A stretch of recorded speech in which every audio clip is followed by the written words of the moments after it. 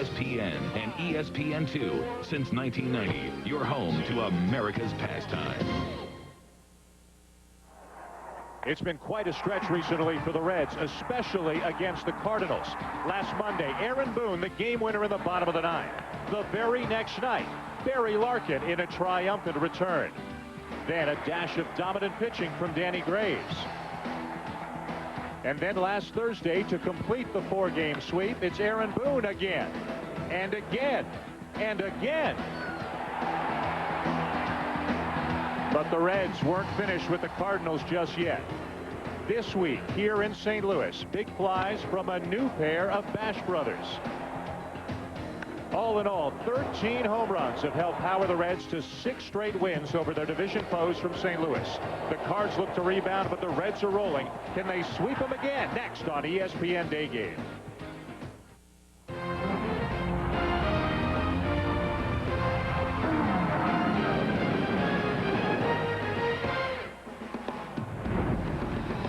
Hi, everybody, and welcome to beautiful Busch Stadium here in St. Louis. We've got a nice day for a ball game, ESPN Day Game, the Cincinnati Reds and the St. Louis Cardinals, as the Reds try to sweep the Cardinals for the second time in the last 10 days.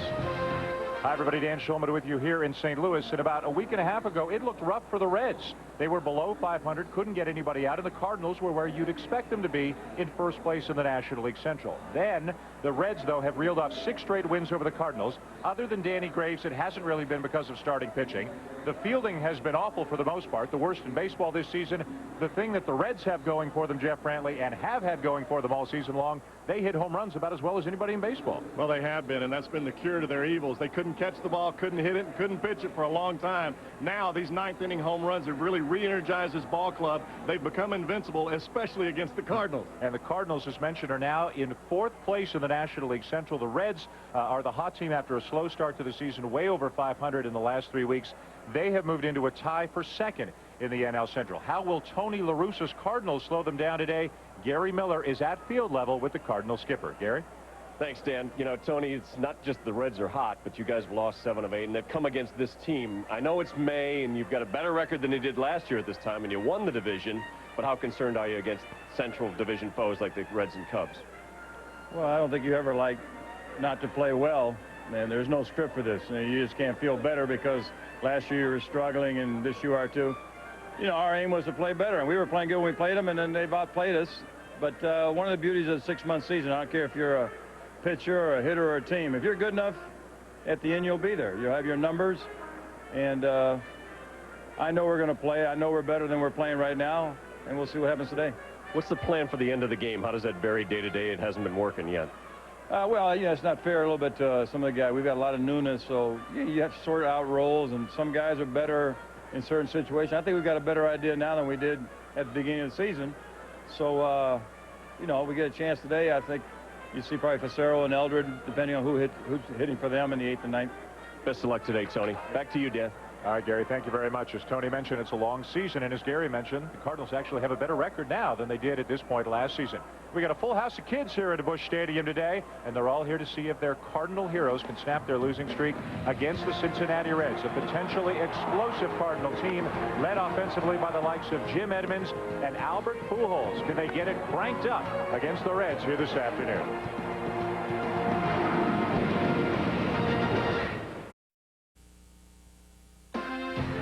ESPN's Day Game, brought to you by AIG.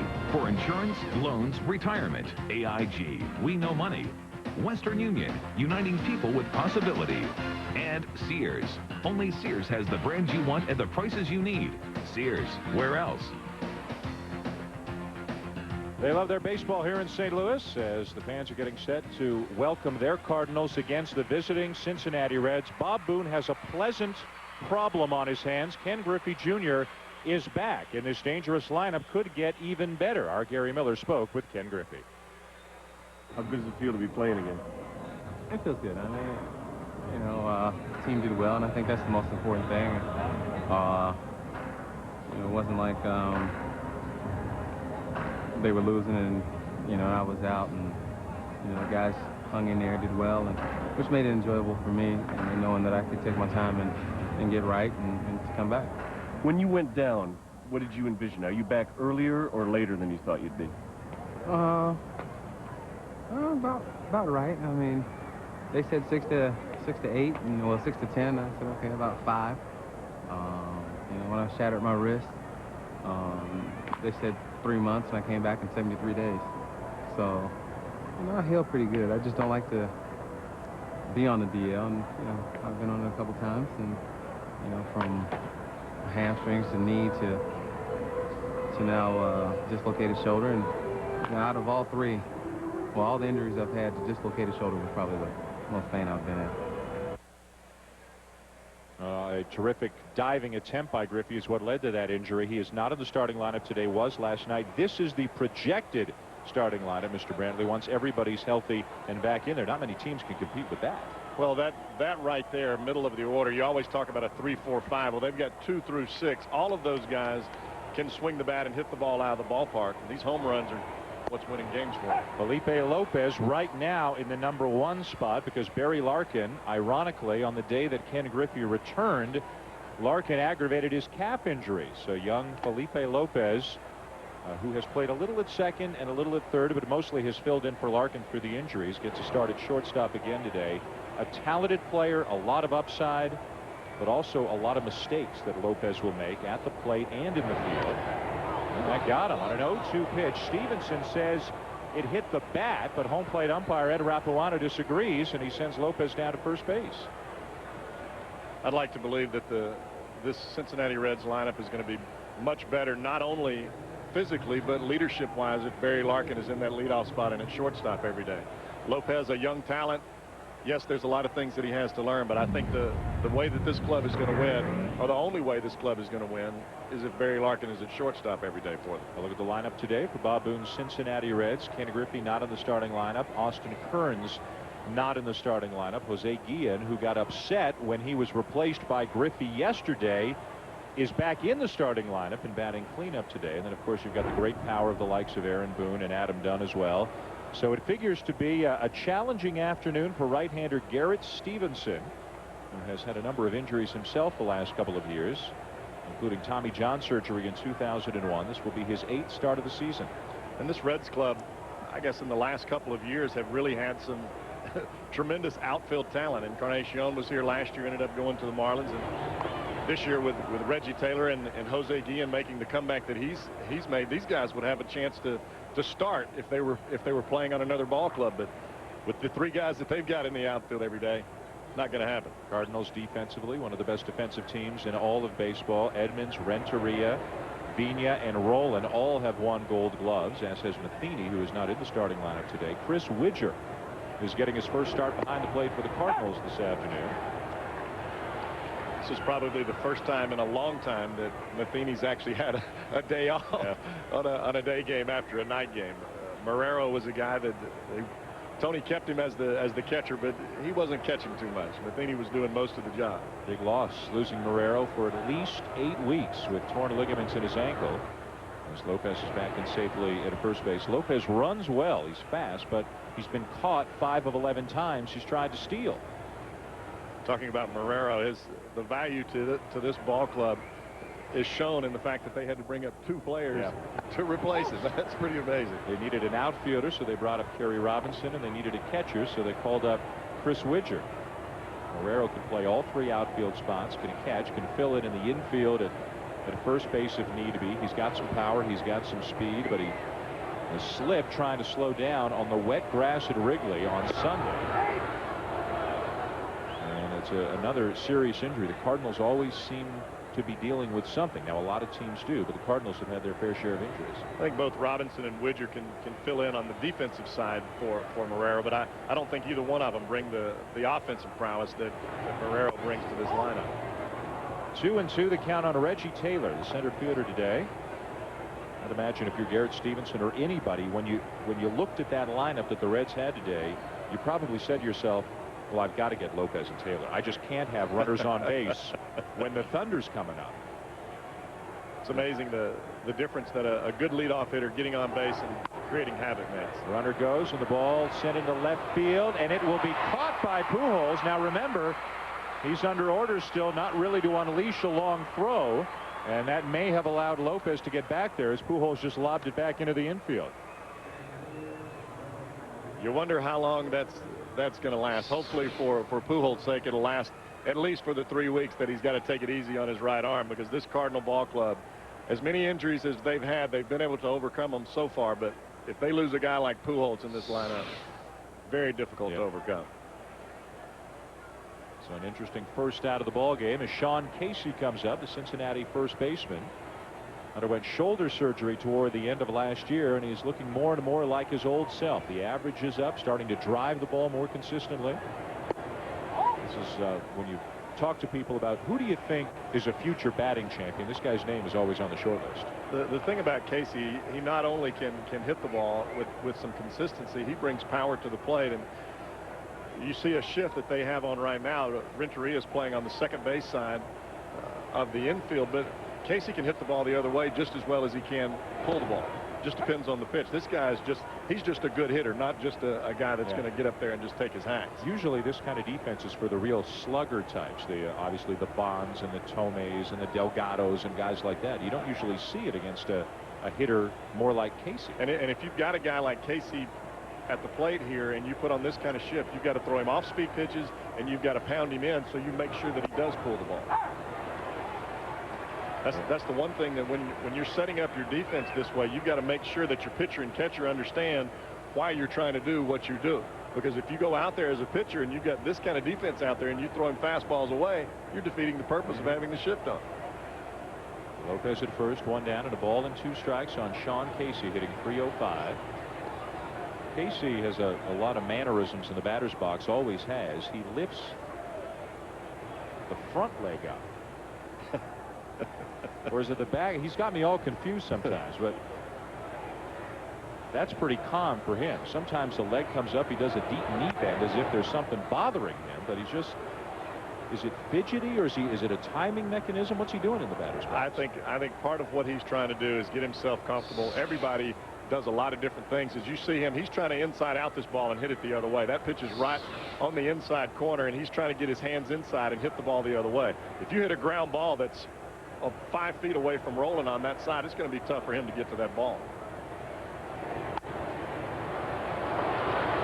In foul territory, Rolen coming over, and you will have plenty of room to make the play. And a dangerous hitter, Sean Casey, is retired for the second out, and Lopez still stuck at first base. Now, one of the more interesting stories for the Reds this year, Jose Guillen. Broke into the Pirates as a 20-year-old, and he's got some power, has one of the strongest arms in all of baseball. But the numbers went down. He was sent down to the minors. He's been released multiple times, and so the story goes, when Griffey got into the starting lineup last night, Guillen got so upset he demanded a trade. I mean, he reached the paper. He knew Griffey was coming back, didn't he? And he knew Junior was going to get a spot. So I asked Bob Boone today, I said, is that accurate? Did he really come in and demand a trade? And he went, well, he was upset and he wants to play, and I'm glad he's upset. I'm glad he wants to play. But Bob Boone made it sound like more was made of the story than should have been. Guillen's kind of an emotional, sometimes temperamental kind of guy. But for now, he is the 4th outfielder. Foul territory on the other side. Tino Martinez with room. And Garrett Stevenson gets out of it. Coming up later on in today's game, the inside pitch with Sean Casey. He'll tell us how to take the ball the other way, something we've already seen him try to do here today. No score as we move to the bottom of the first.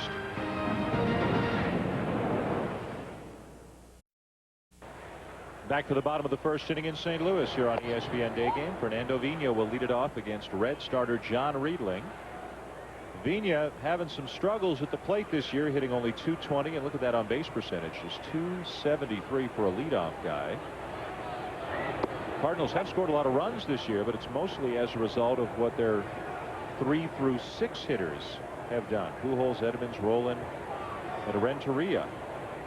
Vina had some problems with his hand earlier, and it was taking a lot of his back control away from him, and he says that it's fine, but Vina is the kind of guy that if he can get out there and play, he's going to play. And those are the kinds of injuries that they're not an injury enough that's going to put you on the DL, but yet it's going to affect your game. And it's going to be a difficult time for him as long as that hand continues to bother him, because it's tough for him to get his top hand through the baseball. John Riedling working for Cincinnati today. The 1-2 pitch is grounded right past him into right center field. A leadoff base hit for Vigna.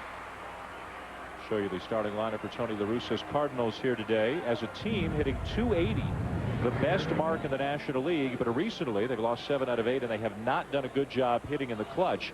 But any team that can roll out Pujols, Edmonds, Rolen, and Renteria, who's the leading hitter in the National League right now at .363, obviously they can erupt at any time. Well, this Cardinal team can absolutely score some runs, and Riedling is going to have to be able to throw both his breaking ball and his changeup for strikes today if he wants to be successful. He has been moved from the bullpen to the rotation because of some injuries. There's a ground ball by Robinson to short, to the bag for one, and not nearly in time at first. So Robinson reaches on the fielder's choice as Vigna is forced at second base. First pitch swinging for Kerry Robinson. Robinson is basically a prototypical leadoff hitter. He's a guy that hits in the top of the order a lot, and when he's hitting in this second hole, he needs to be a little bit more patient. Get him a pitch that he can pull the other way, and he tries to hit that ball weakly to shortstop. That's not going to advance too many runners. So runner at first, one out, and here's Big Albert Pujols. Despite missing a few days and then playing through the elbow injury, doesn't seem to have affected him recently at the plate, as you saw from the numbers. I'm surprised that Tony didn't bunt there. This club is having a little trouble offensively, and usually when that happens, Tony will do something early in the ball game to try to get them on board, whether it's just one run or bunting a runner over or trying to hit and run or something to get a guy at second base with Pujols and Edmonds coming to the plate. You get those guys hitting with runners in scoring position, they're going to usually come through for you. With today being a day game after a night game, sometimes teams will take batting practice, sometimes they won't. The Cardinals did today, the Reds did not. First time all year that the Reds have not taken batting practice, by the way. And not practice during the game, sure. The way they're swinging the bats. Pujols is jammed, and we've got a pop-up back of the plate and back into the seats. I think the Reds are getting most of their batting practice right around that 7, 8, 9 anymore. Yeah. It's not only the wins and the home runs, it's the timing of the home runs. They've had 10 wins this year in their last at bat, and 6 of them have been of the walk-off variety, including those 2 exciting games last week against St. Louis. Barry Larkin responsible for one of the game-winning home runs, Aaron Boone the other. Those types of wins really provide an extraordinary amount of energy for your ball club. Just believing that no matter what the score is, you can win the game at the end of the ball game.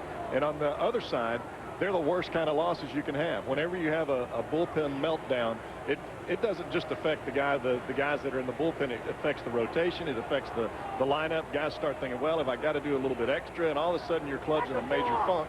And I think that's where the problem's been with the Cardinals. We have a balk called on Riedling. So the second base goes Robinson. Whenever you're checking the runner at first base, you can't move your front shoulder towards first base. You've got to look with your chin towards the first base bag, and as you see him there, he moves that shoulder a little bit too far. You can't do that when you're on the rubber. They're going to call you for a balk every time. Bouncing ball to short. Runner has to hold. Long throw by Lopez on the money to get Pujols 2 down. And part of what Rapuano was seeing there is whenever you take your shoulder and you move it towards first base like that, it imitates a move to first, a throw. And when you're standing on the mound, when your right foot is addressing the rubber, you can't do that. If you step off, you can do it. But when your foot's on the rubber, you're addressing the hitter. You can't make an action towards first base that simulates a throw. Big out though to get Pujols. Now he's going to have to deal with Edmonds with a runner in scoring position, and Edmonds just a couple of weeks back was hitting up around 400. He's 0 for his last 12 right now, still hitting .325 on the season. As a pitcher, did it matter to you which umpire called the balk? Do you like to see it from the home plate umpire if you're going to have an argument with somebody? I didn't like him calling a balk. It didn't matter which one it was. But any one of the 4 can call any kind of a balk. Right. And for a while there, especially in the late 80s, early 90s, they were calling balks for you scratched your head, you got a ball. Roller out to second, and the Cardinals will leave a man on here in the bottom of the first. Aaron Boone, Mr. Powers, going to lead it off in the second for the Reds. Aaron Boone leads off the top of the second for the Cincinnati Reds. First pitch swinging, pop-up shallow center, and it's Edmonds coming on to make the play. One pitch, one out for Garrett Stevenson. Aaron Boone in that 3 home run game last week, 2 of the 3 came off Stevenson. Stevenson making his second consecutive start against the Reds. He is working on an extra day's rest right now. But from one power hitter to another, and this guy is the most physically imposing of any of the Cincinnati hitters. Adam Dunn, 6'6", 250 pounds, 13 home runs already on the season, 50 strikeouts already on the season. But do you care how much he strikes out if he's going to hit 50 homers? I think that you do in a certain sense. You surely love the 50 home runs, but consistent production is what the game is all about. And I think maturity over a period of time is going to take care of Dunn's swing. And I don't know that you want to change anything that he does, because he's so strong and he's so good when he does make contact. I think over a period of time, because this kid is a quality hitter. It's not just that he's all home run. Right. It's just a matter of learning the pitchers, learning what you do best, and that takes some time to do. Some guys get it earlier than others. He can hit for average. He does take a walk. He also runs well for a guy his size. He's an outstanding quarterback in his high school days, and at one point contemplated going to Texas. Actually went for a year as a redshirt, contemplating pursuing a football career instead of a baseball career. And I think having Kearns and Griffey Jr. in this lineup helps Adam Dunn, simply because both of those guys are going to hit for average. They're going to strike out some too, but they're going to hit for average. And I think that when you start comparison shopping in that outfield, I think Dunn is going to say, hey, I've got to do this in order to be successful, just like those guys. You always talk about how the baseball draft is such a crapshoot and you never know what you're going to get. Well, in 1998, the Cincinnati Reds struck gold not once but twice. Their first 2 picks in '98 were Austin Kearns and Adam Dunn. 3-2 pitch drill, deep right field, and he's got another one. Home run number 14 for Adam Dunn, and the Cincinnati Reds hit their 63rd home run of the season as they take a 1-0 lead. You can talk about the Reds' new ballpark being an airport all you want, but these guys, when they hit them, they're out of Yosemite if it had a fence. Adam Dunn ties Richie Sexton of the Milwaukee Brewers for the major league lead in home runs now with 14. The one thing about this Reds lineup, you leave balls in the middle of the plate, especially belt high, you're going to see the backs of your outfielders' shirts. Yeah. And that one cleared the entire bullpen, no doubt about that one. Here is Kelly Stinnett, catcher today for the Reds. As we mentioned off the top of the show, about 10 days ago, all looked right in the National League Central. The Cardinals were playing well. They were on top of the division. The Astros were making a move. The Cubs were very interesting. And the Reds, they weren't pitching very well. And they were making errors like crazy. And they seemed to be settling into a second division finish.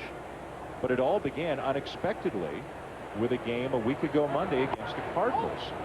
Aaron Boone with a walk-off home run in the bottom of the 9th to win it. Then the next night in extra innings, Barry Larkin a homer to win it. Then they won a Wednesday, and then they won Thursday. And now they're trying to make it 3 in a row over the Cardinals here this week at Busch Stadium. You can talk about all of the clubs in the Central and their abilities to contend, but the one thing about the Reds that they have got to have if they're going to stay in the hunt is they've got to have some starting pitching. And up until this point, they have not had that. The bullpen has done fine.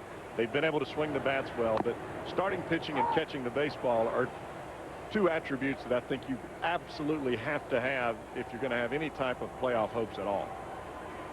And Danny Graves gave them an exciting start yesterday with a complete game shutout. Jimmy Haynes is out with an injury right now, back injury. He's going to throw on a rehab tomorrow and then get reevaluated. They'd like to get him back. Ball just fouled. You were talking about Danny Graves last night. I think and I talked to him a little bit today in the locker room. I think that when you make the transition from closer to starter, the toughest thing that you have to learn is that it's not about how aggressive you are in the ball game. It's about how many times you can change speeds in that starting rotation. And I think that's part of what Danny struggled with early this season. He's really done a great job the last few times out, adding and subtracting on his fastball. The guy's got great movement. He can throw a breaking ball for a strike. But the key to him has been changing speeds on that fastball. Stinnett is gone. It looks like from those numbers you saw there that Danny Graves has really gotten the hang of it the last 3 times out. Cincinnati starters as a whole this season have an ERA over 6. So that'll have to come down in a hurry as Stevenson picks up his first strikeout of the afternoon. And that'll bring up the Reds' second baseman, Juan Castro, hitting a solid 284. Looks like Stevenson's game plan against these right-handed batters anyways is just away, away, away. Well, that's usually Garrett Stevenson's game plan all the time anyway. So Castro tries to go with the pitch, but he sends it foul, and it's 0-2. And pitching away is fine. It's you just have to have some type of command on the inside part of the plate to keep guys after the second time around from leaning out over the plate. Guys, the first time through the lineup, the pitching away is fine, but the second time through, the guys are going to know you're staying away, and they're going to start diving out over the plate. And if you don't come in, you're not going to make it to the 5th inning. 16 wins 3 years ago, Tommy John surgery 2 years ago, and then back and hamstring problems last year. But he's pretty healthy now as he strikes out Castro to end the inning. But a couple of batters earlier, Adam Dunn with a home run measured at 424 feet. 1-0 Reds.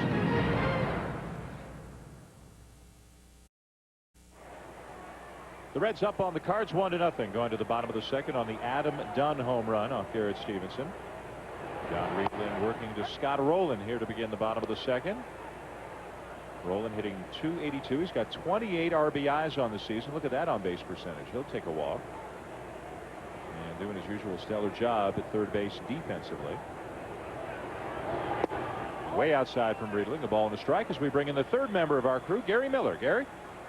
Dan, Scott Rowland's from a little town of about 10,000, Jasper, Indiana, where he was a legend in both baseball and basketball. He was going to go to the University of Georgia. He was so great at baseball that they actually have a Scott Rowland Drive in his hometown right near the ballpark where he made a legend. His parents used to take a Winnebago around to get to his games. Now it's a little easier. They actually used to come here and watch Ozzie Smith, Tommy Herr, and some of the Cardinals of that era here at Busch Stadium from Indiana. Wow, so you can understand why it was such a dream come true for him to put on the Cardinal uniform after the trade from Philadelphia. You talk about dreams come true. Scott Rowland is the type of player that is a general manager's dream come true, because he's a guy that when you sign him to a long-term contract, instead of sitting like a fat cat, he's the guy that's gonna make you look even better and make it look like a bargain. Plays the game the way it's supposed to be played. Takes it low, 3-2. The Cards GM, by the way, Walt Jocketty, is going to be our guest in the bottom of the 5th inning here today. We'll talk to him about what's going on with the St. Louis Cardinal organization. Maybe find out get a progress report on Jason Isringhausen, their injured closer, see how close he may be to returning. What do you hear about Chuck Finley? Anything going on that front? The last that I heard from the Chuck Finley situation was that he wanted a little more than what the Cardinals were willing to spend at that time. I think Isringhausen's kicking back pretty good today. He's relaxed. The Cardinal fans have not been very relaxed when the bullpen comes in, although the last few days they've been a little bit better. But without Isringhausen, nobody's been able to fill that gap like Tim Worrell has done in San Francisco and so forth. They need the big horseback for the 9th inning. The thing about this Cardinal ball club, and from Walt's view, maybe the story on Isringhausen is more serious than what everybody's letting on, and maybe they're not in the market for a starter. They're in the market for somebody that can pitch at the end of the game. Yep.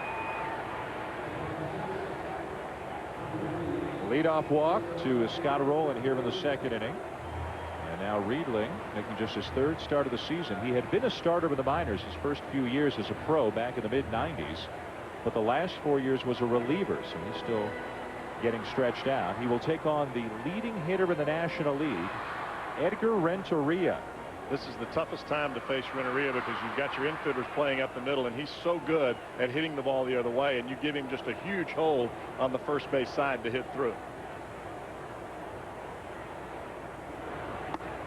stay in on him as Riedling did there to try to make him hit the ball to the left side? I think that you have to stay in on Renteria.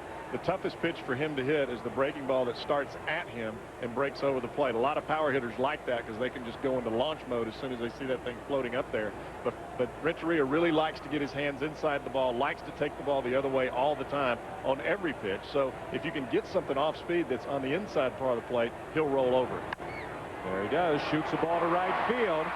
Just as you said, and just as he's done so many times before, Rolen will stop at second. Now, normally, if the second baseman is playing straight up, that's a ground ball right to the second baseman, although a hard ground ball. But when you've got guys playing up the middle like that, playing for the double play, that ball's going to get shot right through there. And you see Riedling trying to get the ball inside, doesn't get it in there. A pitch that's belt high, that's middle in, is the easiest pitch for guys to inside out. If you're gonna try to get an inside out hitter out, you've got to get the ball down and in, and you've got to get the ball where it runs in on him. Otherwise, that's just a piece of cake. So trouble here for Riedling. Tino Martinez, the batter, first and second. Nobody out for the Cardinals here in the second inning. Although Tino, more than any other Cardinal hitter, is struggling to produce, not to come up with the base hits. You can see he's hitting a decent 275, but only 9 RBIs. And on the season, just 3 for 29 with the runners in scoring position. He's got a chance to improve on those numbers right here. Upstairs, 2-0. And I don't think that the run production is any more than the fact that Tino is trying to do too much when he's got runners in scoring position, and it gets elevated when the rest of the club is not scoring like they are right now. Don Gullett, the pitching coach, to the mound. Because Martinez is struggling and Renteria is doing so well, just yesterday Tony La Russa made a change and moved Renteria up to 6 and Tino down to 7. More baseball coming your way. It's Sunday Night Baseball on ESPN, presented by Nextel. Jeff Kent and Jeff Bagwell and the Astros take on the Philadelphia Phillies. Jim Tomei and the gang come to town. Probable pitching matchup, Kevin Millwood, he had the no-hitter earlier this season against Tim Redding. This game is also available on ESPN's new high-definition service, ESPN HD, the big picture in sports. This is the toughest situation for a young pitcher. You get runners on base, you try to do a little bit too much, try to overemphasize your fastball or your breaking ball. What ends up happening is either you throw it in the dirt or you leave a ball that's belt high over the middle of the plate. And I think that's part of what Don Gullett was trying to tell him. Just use all your pitches, make the pitches that you would normally make with nobody on base, and get yourself a ground ball right here. Now we'll see if a struggling hitter in a run-producing situation gets a green light with a 3-0 count. On the inside corner, 3-1. Bob Boone said before the game today, even though Riedling's been a reliever the last few years, that he and Don Gullett have always envisioned him as a starter. Well, Riedling's got 3 pitches that he can throw over the plate for a strike: a fastball, a breaking ball, and a changeup. And that's a pretty good ingredient for a starting pitcher. Fly ball center field, deep. Taylor back, reaches up and makes the catch. Rolen has to go back to second, and he'll still have time to tag and get to third. Hustling back to first is Renteria. And although Martinez didn't come up with a hit, he did move a runner, and he did hit the ball 400 feet. Reggie Taylor can play some center field, and we were talking about this at the top of the show. This guy could probably be in the starting lineup for a lot of ball clubs just from his outfield play in center field, not only from offensive production, but when you've got Kearns, Griffey, and Dunn, there's not a whole lot of playing time out there. And then Guillen behind them. Yeah, exactly. That's a big-time catch by Reggie Taylor out in center field, robbing Martinez of what could have been an extra base hit. That's a Jim Edmonds kind of catch. It is. Over the shoulder, running backwards. First and third one out, and here's Chris Widger looking to make an early statement in his first start as a member of the Cardinals. Formerly with the Expos and Mariners and Yankees most recently. Called up when Eli Marrero was hurt. They've also got Joe Girardi with them, but not healthy because of the back problems. So they're dipping down into the minors again. But this guy's got some pretty solid major league experience over the years. Widger has called for a lot of ball clubs, and from a defensive perspective behind the plate, he's always done very well. He's a good catch and throw guy. He calls a good ball game. Offensively is where his struggles have always been.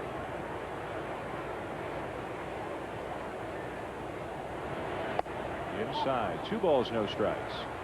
This is the one thing that Riedling has got to learn if he's going to be successful in the big leagues. Is you get an outfielder, you make a mistake, and you get an outfielder to make a play for you like that. You've got to come back, gather yourself, and make some pitches, especially with the number 8 hitter at the plate. Get yourself a ground ball. You've got a chance with one pitch to get out of this inning without any damage where it looked like you were just going to give up the farm.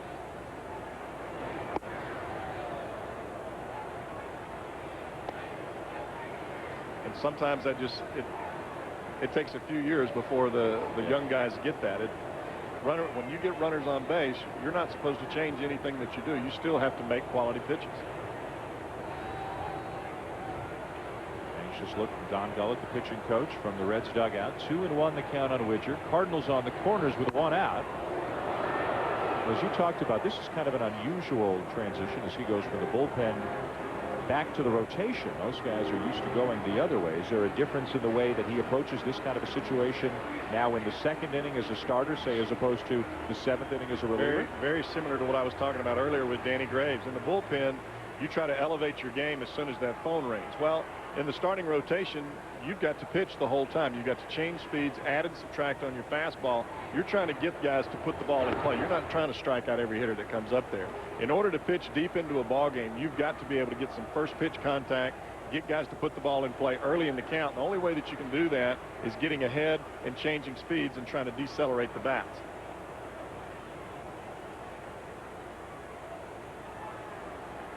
The 2-2 pitch. Left it up a little bit, but another foul off by Widger. As you mentioned, this inning could be even worse, but for a tremendous play out in center field by Reggie Taylor, getting a chance to start here today. Oh, yeah. He caught that. So there will be some cigars in Taylor's locker after the ball game today. Might have more than that. Depends if he gets out of this inning. Way outside. Full count. Start the runner. I don't know. Well, pitcher coming Pitcher up next. Yeah, that's kind of a coin flip right here. I believe that you have to, Dan. You've got to be able to try to make something happen and have a little bit of faith in the guy at the plate that he's going to make some contact. Renteria is the runner at first. He is not going. Pitch bounced down to third. Boone to Castro to Casey for the inning-ending double play. And we might have an injury out at second base as Renteria came into Castro hard. We will update you when we come back. ESPN's Day Game, brought to you by Olive Garden, where great Italian food tells you when you're here, you're family. And New York Life, the company you keep. ESPN's Day Game comes your way from Busch Stadium in St. Louis, where the visiting Reds try to sweep the Cardinals for the 2nd time in a week and a half. They beat them 4 games last week, trying to sweep a 3-game series here today. They've got a 1-0 lead on a booming home run by Adam Dunn in the 2nd inning, but they may have just lost second baseman Juan Castro to injury. John Riedling, the pitcher, leads it off the bare hand of Garrett Stevenson, bounces to Rowland, and they'll still get Riedling by a step. Good play by Rowland. But a bit of a pickle potentially here for the Reds with Barry Larkin aggravating that calf injury a couple of days ago. The Reds are running out of infielders in a hurry. It was Renteria coming in hard at second base, and maybe a spike to get the spikes up a little bit. Probably spiked right on the top of his shoe. A lot of times when you get that metal driving down into the top of your foot, it doesn't feel very good. Takes you a while to get your feeling back into your feet. And now they're going to see if Garrett Stevenson has the feeling back in his fingers after deflecting that ground ball with a bare hand. Why do you put your bare hand out there? You never done it? You never did it. You never did it. No. We can verify these things. We can verify that. You know why I didn't stick my hand out there? Because I've only got one of them. My left hand didn't matter. That right one was my moneymaker. You know what? That ground ball is not that important. That's my right hand. Yeah. That's why they pay that guy out there at shortstop. He threw one pitch and says he's okay. Of course, most of the time when I was pitching, I had Larkin out there, and he was going to catch it no matter what. That's when he was very healthy. He didn't miss too many up the middle. And just like the Reds don't need any more injuries on the infield. The Cardinals don't need to deal with any more injuries on the pitching staff. Cardinals don't need any more injuries, At period. all. You're right. Seems like for the last couple of years, they have had some tough stuff in that clubhouse. Well, J.D. Drew just can't seem to get really healthy, every day healthy. He's still a part-time player right now for the Cardinals. You mentioned Vina had the hand injury earlier. Isringhausen out, as we talked about. But Tony La Russa has been through a lot of adversity with his team in the last few years, and this is not a team to feel sorry for itself. And it's amazing that they have competed the way that they have with the injuries that they've gone through. It just seems like there's a different lineup, the shuffling guys playing in different positions, put this guy there and this guy over here. I mean, it's been amazing. But the one guy that has really helped Tony throughout the lineup has been Marrero, because he's been able to take the place every outfield spot behind the plate and doing a lot of different things. And without him, limits your availability changing that lineup around. 2-2 to Lopez, and he yanks one down to first on a bounce to Tino Martinez, who will make the play himself. 2 down as we go back down to Gary Miller. Gary? Well, Dan, on that collision at second base, Juan Castro took a spike on the shin, some blood, but he should be all right, although Barry Larkin suddenly had to realize he may get pressed into action today. He came down to check out the action from the clubhouse, but I think Castro will give it a go. All right, Gary, thank you very much. And again, there are no other real viable options on the infield for Bob Boone right now, with Larkin out injured. 2 outs, nobody on, and Reggie Taylor, the center fielder who made that great catch last inning, will look at a strike. Barry Larkin had missed a lot of time, about 3 weeks with a left calf injury earlier this season, and then Tuesday night when Griffey came back, Larkin pulls up and aggravates that injury, and they can't seem to get both of them in the lineup at the same time. Well, the problem that they're going to end up having is having 2 extra outfielders with Taylor and Guillen, both of them, of which there would be some other teams that would have some interest. Yep. What are you going to do with your infield situation? Pop up, and that'll end the inning. Nice inning for Stevenson. 3 up and 3 down. Sean Casey coming up on the inside pitch. He's going to teach us how to hit the ball the other way.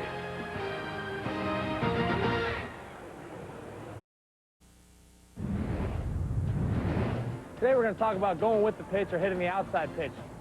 First thing we have to do is get in our stance and make sure we get loaded up so that we get to a good balanced position. Once you're in a good balanced position, now your objective of hitting the outside pitch is recognition, to realize it's an outside pitch. Once you realize it's an outside pitch, you know you have to wait a little bit longer so you can catch the ball back here and have something behind it. So as the ball's coming, I'm going to catch it. I'm going to throw my hands, rotate my body, and I'm going to catch the ball off my front foot still, but back a little bit on the plate so that I create this angle. And if you can notice, my arm's at a 90-degree angle. I'm not fully extended like this because that's not powerful. As I'm right here at this 90-degree angle, the bat angle I've created right here is what's going to shoot the ball to left field with some authority. So as I get right here in my stance, I'm balanced. I go to hit the ball, outside pitch. You can see the bat angle I've created. Now I just keep going through it, and that should give me, I finish high, and that should give me that good line drive to left field. And he's made a living off those good line drives to left field, to the entire field over the course of his career. Garrett Stevenson, the batter for the Cardinals, and a bouncing ball down to third as he's retired 1 out. Tell us about getting loaded up. What's Sean Casey talking about? I think anything that you do in baseball, whether it's throwing the baseball or hitting the baseball, you've got to load up on the backside. And all that really is a weight transfer.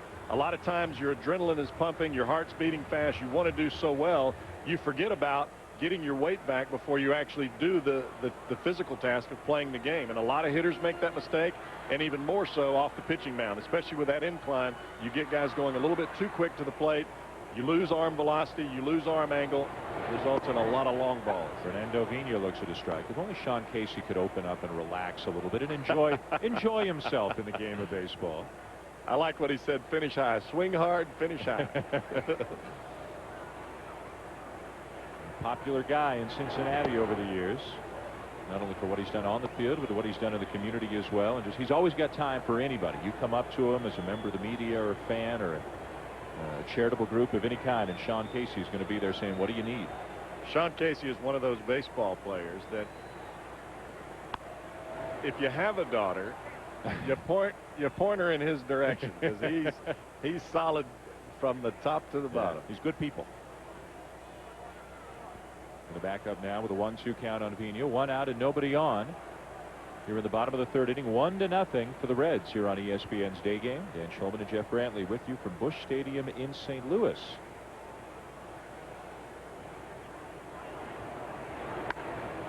And a pop-up. Shallow left field.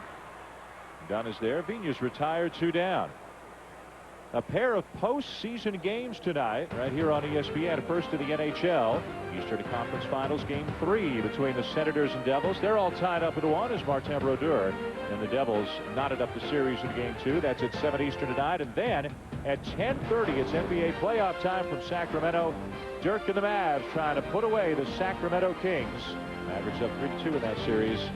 10:30 Eastern time, 7:30 Pacific tonight right here on ESPN. Here's Kerry Robinson. Reached on a fielder's choice back in the 1st inning. Cardinals had the leadoff man on in the 1st and had the first 2 men on in the 2nd against John Riedling, but were unable to score. And Robinson's not going to catch up to a pitch up there. It's funny how, and everybody who plays the game says this, hitting is contagious. Good hitting is contagious. Bad hitting is contagious. And the Cardinals were doing so well last time you and I were here a couple of weeks ago. And now it seems like there's just kind of a collective slump. Might be a little bit strong, but they just can't get that key 2-out hit to bring a man home. Mental pressure is the key to this ball game, and finding some way to relax. When you feel good about the game that you're playing and you're winning ball games, it's easy to relax. When you have a struggle, whether it's in the bullpen or the rotation, or maybe some guys aren't hitting like they should, all of a sudden everybody else tries to do something a little better, and it takes them out of their comfortability zone, and you don't play well. You start to struggle. The 2-2 to Robinson, and he is gone. Fastball in at the knees as Riedling has his first strikeout and his first 3-up, 3-down inning of the game.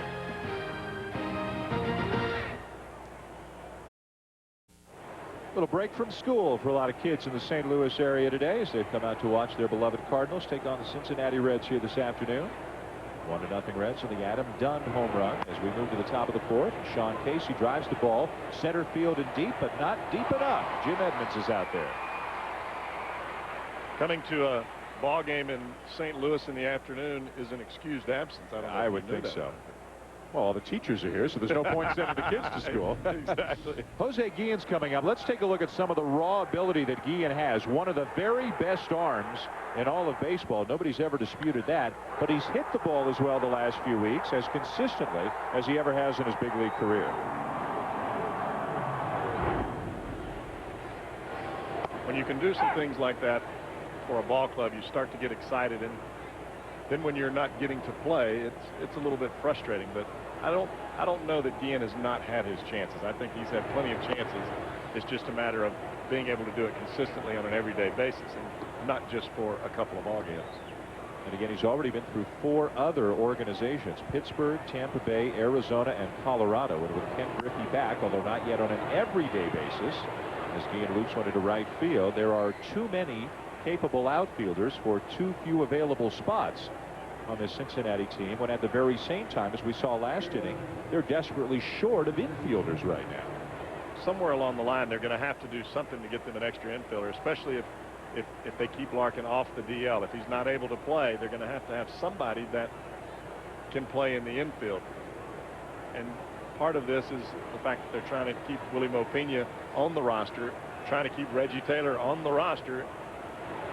Young guys that can play the game, but sometimes you've got to be able to bite the bullet and make the move. Aaron Boone with a fly ball into right field for the second out. We've got a lot of guys on both teams going after that first pitch here today.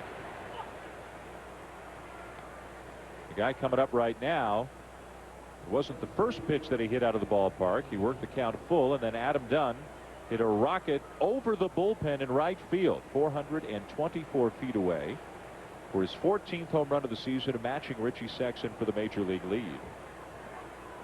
Well, he's proved to Stevenson that he can hit that belt high fastball right down the middle. So let's try something else. So let's get out a new playbook. Fastball just inside, ball 1. That looked pretty good. He threw a couple of those to Dunn in the first at bat that Dunn took, and they were called balls, and that's how Dunn got himself back to a 3-2 count. Breaking ball in the dirt. Runner cannot advance. 2-0.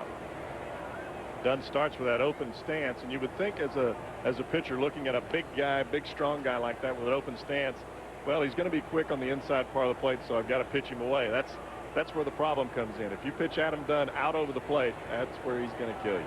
If you don't pitch this guy in and keep him from closing up that front foot, it's going to hurt you.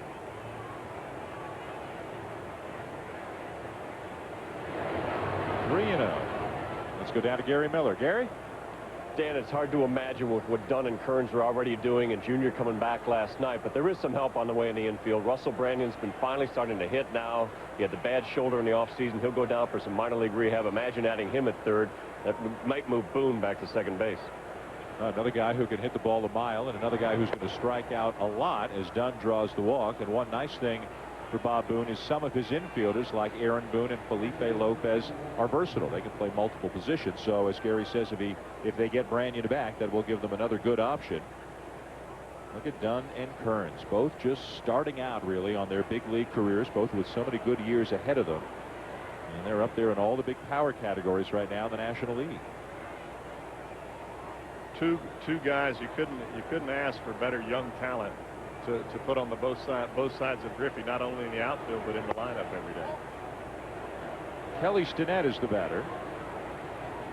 Boy, as you said, if they could just get some consistent starting pitching, not dominant, just keep them in the ball game, as we've seen. I don't think there's any team in baseball, not just this year, over the past 4 or 5 years, that seems to win as many games late in exciting fashion as the Cincinnati Reds do.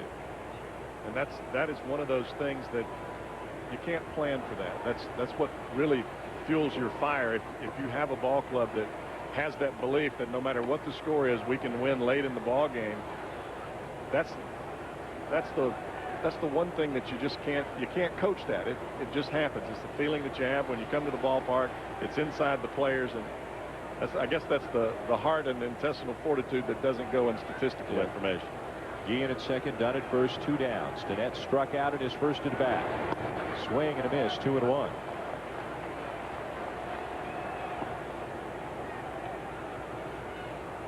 I guess Garrett, after that home run that Dunn hit, he just decided, I'm not going to fool with this guy. I'll pitch to Stinnett or Castro. Castro's shin's bleeding anyway. He'll be thinking about that. Weak ground ball back toward the mound. Stevenson in time, inning over. The Reds leave a couple on. We go to the bottom of the 4th. Still 1-0 Cincinnati. Well, Danny Graves of the Reds shut out the Cardinals yesterday. John Riedling has put 3 zeros up there here this afternoon. But the 4th inning figures to be an interesting one with Albert Pujols, Jim Edmonds, and Scott Rowland, the 3, 4, and 5 hitters coming up for St. Louis. Pujols grounded out in his first at bat. Second time around is a little adventure for youngsters coming to the big leagues, and this Riedling is not a total youngster, but as far as the starting rotation that is concerned, I have to believe that he is. Yep. That's a good point. As a reliever, there was no second time around, so this is a whole other adjustment for him. Plus, the Cardinals saw him in one of his first 2 starts, so at this point you'd figure they've got a pretty good book on him. And you'd like to be able to make adjustments hitter by hitter and AB by AB, but you have to be aware of what's going on with each hitter as you face him the first time around. And a lot of young guys, instead of watching the tendencies of the hitters as they're pitching, they're just worried about being out there on the mound, trying to keep their heartbeat under control. Especially with hitters like this guy coming up. Runner-up for the MVP award last year in the National League as he pulls one foul down the left field line. And it's 2-2 on Pujols. That one had plenty of distance, though. And that's what Riedling has got to do. He's got to be able to throw that changeup and make these guys swing at it. The more times he can throw that pitch over the plate and get some swings, it's going to make his fastball that much better, and it's also going to allow him to go deeper into the ballgame. So that was an ooh and an ah for the fans here, but Riedling had no problem with that 400-foot foul ball. Just a long strike. Thank you very much.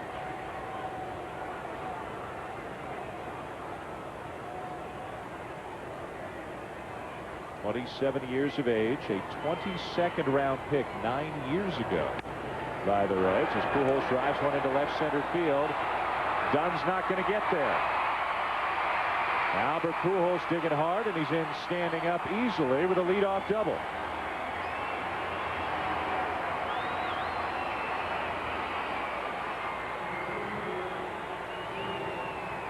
Second time around in a lineup, guys. You're not going to get lucky and get away with pitches up in the zone, and this pitch here is up and out over the plate. May not have even been a strike, but Pujols is not going to let any pitch go that he knows he can reach that's up in the zone. So for the third time in 4 innings, the Cardinals have the leadoff man on. But as we told you, in this recent stretch, which has seen them lose 7 of 8 games, their biggest problem, in addition to some rough outings by the bullpen, has been an inability to hit in the clutch. As a team, 10 for 62 with runners in scoring position over the last 8 games.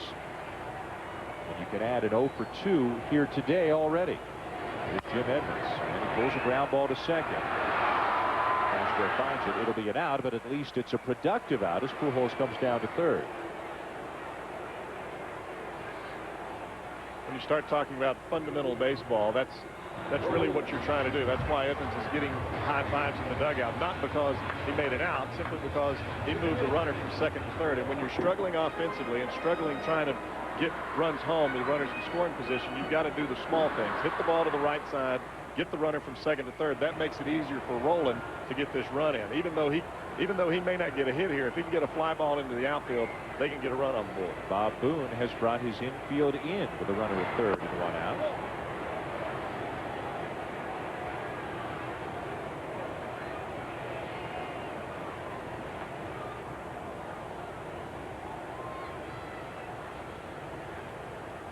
And all you're really trying to do defensively is just hold Pujols at third base if you get a ground ball in the infield. I don't know that I'd really want to be playing any closer when Scott Rolen's hitting. But I'm sure you pitchers had a little sympathy for the infielders. No matter how close they get, you're still the guy that's closest to the plate. Got that right. Probably about 55 feet away by the time you finish your follow through. There's the 1-1 check swing, and it's 2-1 now on Scott Rolen. I can remember facing Jack Clark, throwing him a split finger. He pulls it way foul at Candlestick Park off of the facade about 500 feet away, and Matt Williams calls timeout and comes out and he says, "I think maybe you should pitch him away." I said, "If I pitch him away, he's going to hit me." 3-1. Who hit the ball the hardest? I mean, I don't mean the farthest, but who hit the ball on the screws the hardest of anybody you ever faced? Because Jack Clark hit the ball hard. Well, Jeff Bagwell in Houston hit me harder than anybody. I pitched him in, knocked him down, hit him in the head. He just got better. Didn't matter. Driven into center field, a base hit for Rolen. Pujols in to score, and the Cardinals have tied the game. It's a great job of hitting by Scott Rolen right there. A lot of times when you get runners in scoring position, the reason that you struggle is you try to hit a 700-foot home run. Rolen right there, all he's trying to do is stay compact, hit the ball back up the middle, a sinker down and in. He stays inside it, gets the fat part of the bat to the ball. That's how you drive him in right there. Just get a hit. So if everybody took the approach that Renteria seems to take all the time, you'd be pretty much slump-proof, I guess. Well, the reason that Renteria is hitting so well is he stays with his game plan all the time. And this is the same situation he had in the first debut. A runner at first, you got a big space over on the right side. Reds trying to turn a double play. They're compacting the infield up the middle. He's going to hit the ball to the right side. Big article in the local newspaper here today in St. Louis, the Post-Dispatch, about how good Renteria is and still how underrated and underappreciated Renteria is. And I think this year he is starting to get more attention than he's ever had before, and he's starting to be compared to the other great shortstops playing baseball today. I think part of the reason that Renteria doesn't get the press that some of the others do is when he first came up, it seemed as though he had a little bit of a lackadaisical attitude playing the game, not only in the field but also at the plate. But ever since he's been in St. Louis, and I was talking with Tony La Russa about this, he has played the game as well as any shortstop that's out there. Gold Glove and a Silver Slugger Award winner just last year, but he might have just bounced into a double play as the Reds middle infielders do a nice job, and that'll be all. The Cards have tied it up at 1.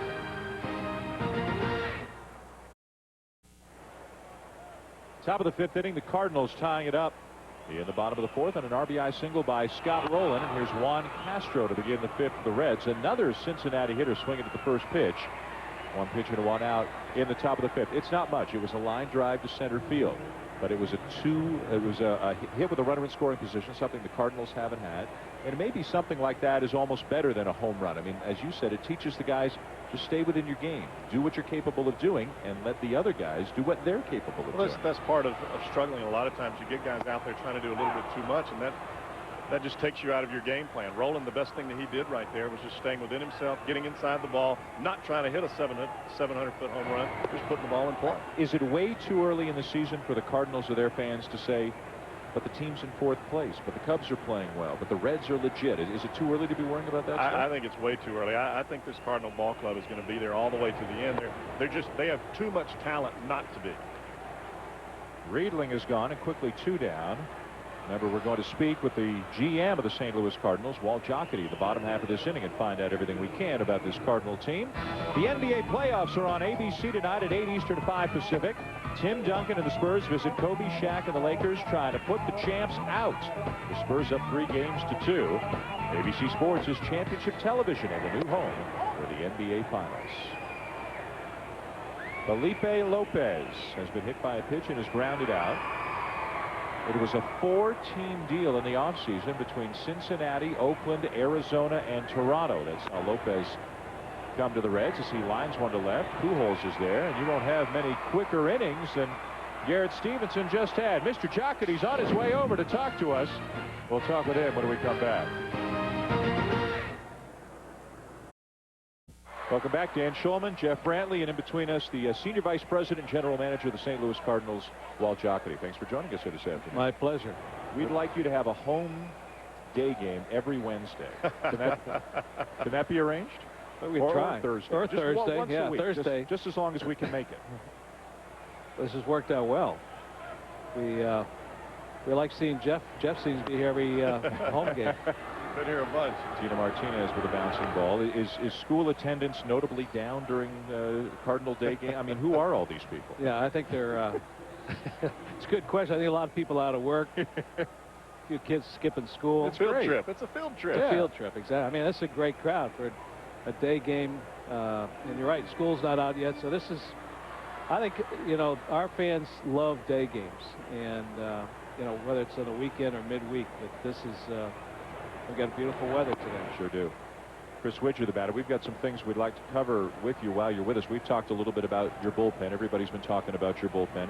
How is Jason Isringhausen, and what's the prognosis for a healthy recovery this year? Well, Jason threw again today off the mound. He said he threw all his pitches, at about 70-75% of his, effort or whatever, and felt fine. And it's just right now, and Jeff, you've been through it. It's just a matter of him building up his arm strength and building up his pitch count.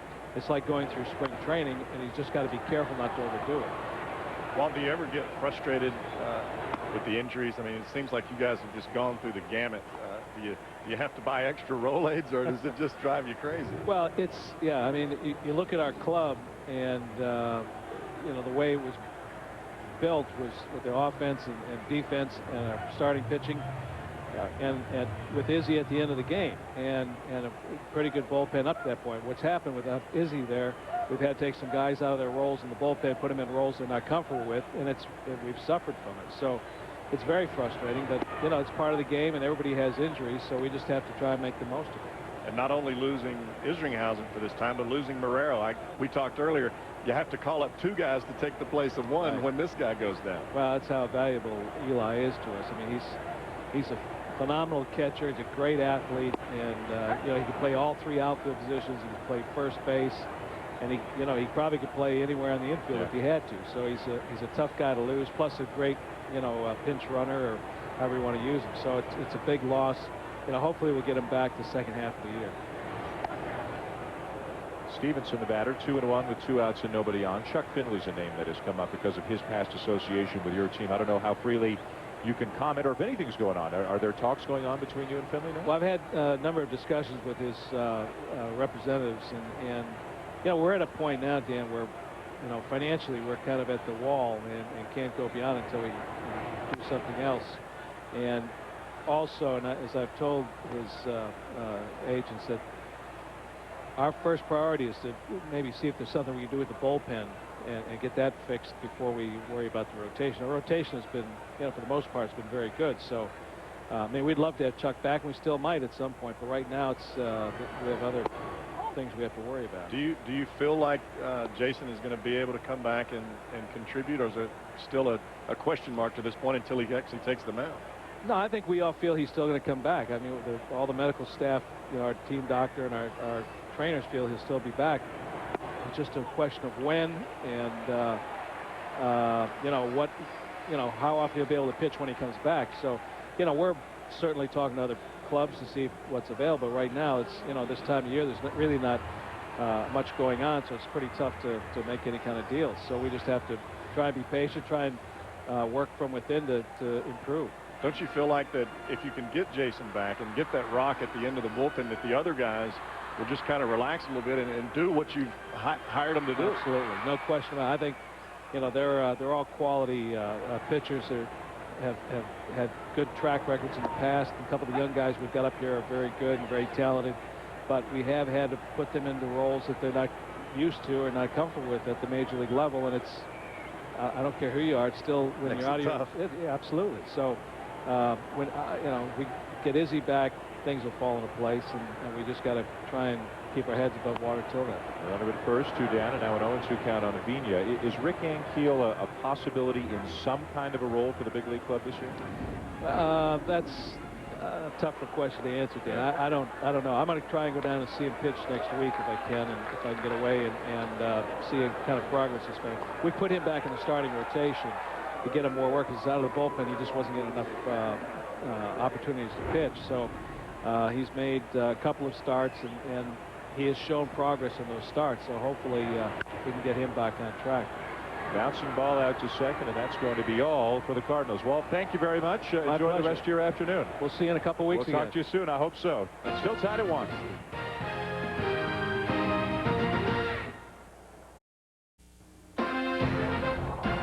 ESPN's Day Game, brought to you by Charter Communications and Allstate. Come find out how the right hands can make all the difference for you.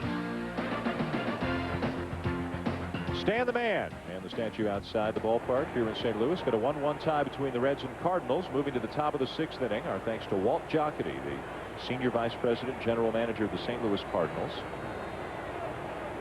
for spending some time with us in the bottom half of the 5th inning. Here's Reggie Taylor to lead it off for the Reds. I asked Walt if it got frustrating on that. Just having guys, I would imagine at some point you just think, God, what is going to happen next? Yep. Drives you crazy. But I think he's got the same attitude that Tony La Russa does. It's happened. Let's deal with it. It's reality. There's no sense, burying your head in the sand and saying, what are we going to do now? They figure out how to go do it. Roller right to the bag at first. Easy play for Martinez, and Taylor's retired 1 down. And I really believe that this bullpen will be fine, whether it's Jason Isringhausen or whoever it may be, even if they have to go get somebody. I think they've got enough arms down there that can handle the ball game from the 6th, 7th, and 8th. I think when you start mixing in that 9th inning and you've got musical chairs down there, Walt said it best. When you start taking people out of their regular roles, it gets crazy. Well, and Steve Klein's confidence has clearly been rattled. You can tell in what he says, in his body language on the field. Casey with the ground ball to second. Avina to his right on the first, 2 down. And I thought it was interesting when Jocketty said, we talked about Chuck Finley, but then Walt Jocketty volunteered that he has told Finley's agents that their first priority right now is the bullpen. And that suggests to me that maybe Isringhausen is not right around the corner, as you said earlier. And I think that probably what Walt was referring to there is, if, let's say, Isringhausen, we get him back, or the Cardinals get him back, and he can pitch, he may not be able to pitch but once every 3 days. Right. Well, you may need a closer for 4 days in a row. And if you don't get an instant remedy with Isringhausen coming back, you've got to be able to do something. Because this ball club is good enough to be able to challenge for a playoff position and even get to the World Series, but the bullpen has got to be better than what it has been in order for that to happen. Right now they're mixing and matching with the likes of Klein, Cal Eldred, Dustin Hermanson, Kiko Calero, who is kind of an unheard of guy who pitched well in the spring and earned a spot on the staff. Mike Crudale is back, veteran left-hander Jeff Facero. Those numbers don't tell the story. Those numbers put them in the middle of the pack in the National League, but there have been some demoralizing late inning collapses for this Cardinal bullpen.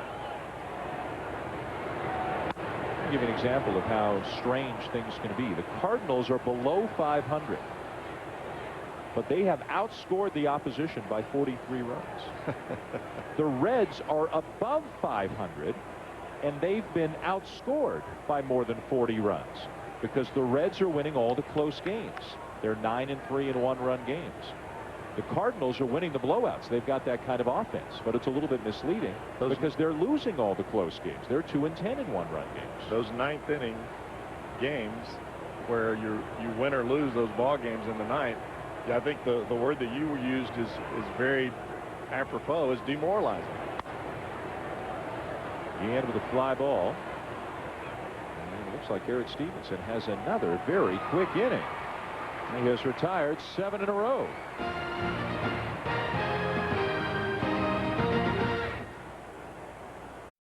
Back in St. Louis as we play our version of Where's Waldo. Where in the world is Gary Miller here at Busch Stadium today? Dan and Jeff, you know how it is trying to get a haircut on the road. How about if you get one right at the ballpark? I'm here with the Cardinals haircuts for Cardinals Care. Goes to children's charities, $10. Jeff, the American Airlines pilot, a worthy cause. Worthy cause. I'm happy to do it. And I have 2 boys in the bleachers, and they're going to come out and get their haircuts, too. Hey, can't beat that. I got Jackie and Tanya doing the clipping out here, so, you know, I'm a game ahead of things now. We better not see that on your expense report next week, though, Gary. No, it's all charity. Gary Robinson leading off the bottom of the 6th. I tell you, with my hairdo, I could go out there and get a haircut and be back during the commercial break. You wouldn't even know I was gone. I'm not getting my haircut. For a good cause here at Busch Stadium. And the crowd, because it's a day game, the crowd has continued to get bigger and bigger later on in the afternoon as people are showing up in the middle innings of the game. Speaking of haircuts, when I was in Cincinnati, Marge used to come up behind me and grab the back of my hair. If it was hanging down below where my collar was on my shirt, she grabbed the back of it and said, "Get your haircut." I'm sure you enjoyed that. I got my haircut. Ground ball off the mound, and Lopez just in time to get Kerry Robinson at first base.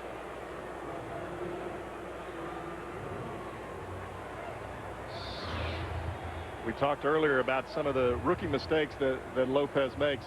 You've got to know who the batter is and who's running. You can't make up your mind, oh, this guy's fast in the middle of the play. You've got to be able to charge that ball. This is not a slow runner running to first base. You've got to make up your mind before that action ever happens. Albert Pujols the batter. Well, the Blue Jays, who were the team that traded Lopez to Cincinnati in that 4-team deal, they say J.P. Ricciardi, their GM, says he didn't trade him just to trade him. He traded him because they got a good young arm, a prospect from Oakland in return. But Lopez hit only .227 last year with Toronto and struck out a lot. Had some very good moments and had some not so good moments. But it was beaten out eventually for the shortstop position by Chris Woodward, who kind of was the opposite of Lopez. Lopez was a first-round pick, came up with all kinds of hype, and Woodward was a late draft choice who just kind of impressed people with his hard work, day-to-day diligence out there. There's a short hopper out to Lopez, and he makes a good play to get Pujols 2 down. The one thing that you look for guys up the middle is range, arm, and the ability to catch the ball with the glove and make the plays that are the short hops, the tough hops. And this kid seems to be able to make those plays. The whole problem with him is he doesn't do it all the time. Right. Consistency is his biggest drawback. I've seen a few of, he's made 12 errors this year, and I've seen a few of them on TV, and it's been some of the easiest plays that he's had that have given him the most trouble. Concentration. A lot of times when you range into the hole or you have to go up the middle, your concentration is much greater because the ball is to the side of you. When it's a routine play and the ball's coming right at you, your body tends to relax a little bit instead of keeping that high level of concentration, and that's why you make those errors. 2 down, nobody on, and the batter is Jim Edmonds. Nice idea there, trying to maybe bunt his way aboard. The element of surprise, but he bunted it foul. That's the one thing about Jim Edmonds is not only can he hit for average and power, the guy's got tremendous speed. I mean, we see it all the time in center field. Just because you're hitting third in the lineup or fourth in the lineup doesn't mean that you can't do the small things to get yourself on base when you got a guy like Scott Rowland hitting behind. The Reds run came on an Adam Dunn home run in the second, the Cardinal run and a Scott Rowland RBI single in the fourth. That is all offensively here today. And I'm sure the Reds would tell you, we'll let him bunt all day long if he'll just bunt. The reason that you put a shift on like this is you'd like to say, hey, we'll give you 3 bunt base hits if you want to take them. Just don't hit it over the fence. You can see how far off the line Boone is at third, and then Lopez almost behind the bag up the middle. Outfielder straight away on Edmonds. Riedling's 2-2 pitch, and Edmonds chops one to Riedling, who makes a nice play and will finish it off himself. The inning is over, still tied at 1 through 6. We'll see what kind of a tipper Gary Miller is when we come back. Still tied at 1 as the Cardinals and Reds move to the 7th inning. Aaron Boone is the batter facing Garrett Stevenson. Boone today is 0 for 2, but remember, hit a couple of home runs off Stevenson last week at the Great American Ballpark. Pops him up out of play. Have you been to the Great American Ballpark yet? I have only seen it from the outside. Here it's a long, well, everybody hears it's a launching pad, right? I mean, the ball just flies. That's what I hear. Yep. 1-1 to Boone. Could actually land the small jets because they're sure taking off. After Boone, it'll be Dunn and then Kelly Stinnett. Garrett Stevenson picked up in a trade with the Philadelphia Phillies back in November of '98, a 5-player deal. Going the other way, among others, Jeff Brantley. Care to analyze it? Should we analyze the deal? Should we see how it turned out? I did have a good time here. You couldn't have picked a better year to actually play in Cincinnati to watch Mark McGwire hit 70 bombs. Right. I just wish I could have pitched for you today. Been nice to be healthy. Down low, and Boone will draw the walk. Now, Jeff has pitched not only for the Cardinals, but for the Reds as well. It's some of his best years with Cincinnati, including winning the Rolaids Relief Man of the Year award, 96, I believe. 96. 96, and then the 1 year in 98, and you and I have discussed this many times in the last couple of years. Great city, great town, great team, but you weren't healthy, and you just feel like you missed out on something a little bit. Well, you would like to believe that your best years that you could have would be in a place like this. I mean, I pitched very well in Cincinnati, and I love the town, but this city of St. Louis is the ultimate baseball city. I mean, it's the greatest place to play. You'd like to be healthy and be able to show the fans what you can do. It just, just didn't work out that way. But by no means did it affect how I feel about the city. This is the best baseball place to play. I mean, you can ask any player. I mean, they're not going to have a hard time finding players, I can assure you. Well, I'm amazed if you and I go to a concession stand, go out for dinner, walk on the street. This is years later. People come up to you constantly in St. Louis and still recognize you. Does that happen as much in the other cities that you played in?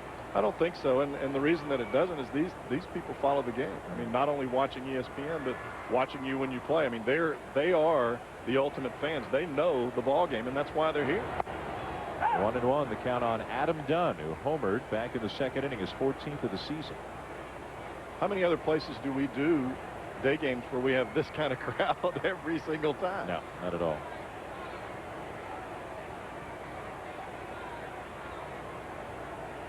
Like when we were talking to Walt, good day for a field trip. But even though it's a city, it's a major league city, but it's got a bit of a small town feel about it, and the team feels like it's a real part of the community, and I compare it very loosely to what the Green Bay Packers have in the National Football League, although Green Bay is a much smaller community than St. Louis is. Check, swing, roll, or foul. But I think a lot of the credit has got to go to the Cardinals front office and the people that work behind the scenes and what they do in the community. This is not something that has happened overnight. This is something that has been cultivated for many years, going way back to the guys that are up there that are the retired numbers. I mean, this is not something that just started because McGwire hit 70 home runs in this ballpark. It was way before that. And as you said, guys like Lou Brock and Bob Gibson, I mean, they're still around the team. They're special instructors in the spring, and they come around during the season. Here's a towering fly ball into right center field. Edmonds will have room in front of the warning track. Dunn is retired for the first out of the inning. Boone back to first, and we're going back to the barber shop, I believe. Gary, you still there? Yeah, Dan. You know they do shave heads out here. I told Tanya a little off the top. How'd she do? I think you're looking pretty snazzy. You look pretty good out there. Who do we have here? No, what did you tell the boss today? What do you mean what I tell the boss? I work here. I just got off. Okay. You told him you're going to take a haircut break? No, I'm off duty now. I'm off duty. Okay. Well, so, you know, some people have an excuse to be here, like us. See? Now you've started a little bit off the top. Now they're taking runs at me here. Runner at first, one out. Tied at 1. Kelly Stinnett is the batter. I'd pay 10 because it's charity, but they shouldn't charge me 10. 5. That's fair. Great place to watch a game.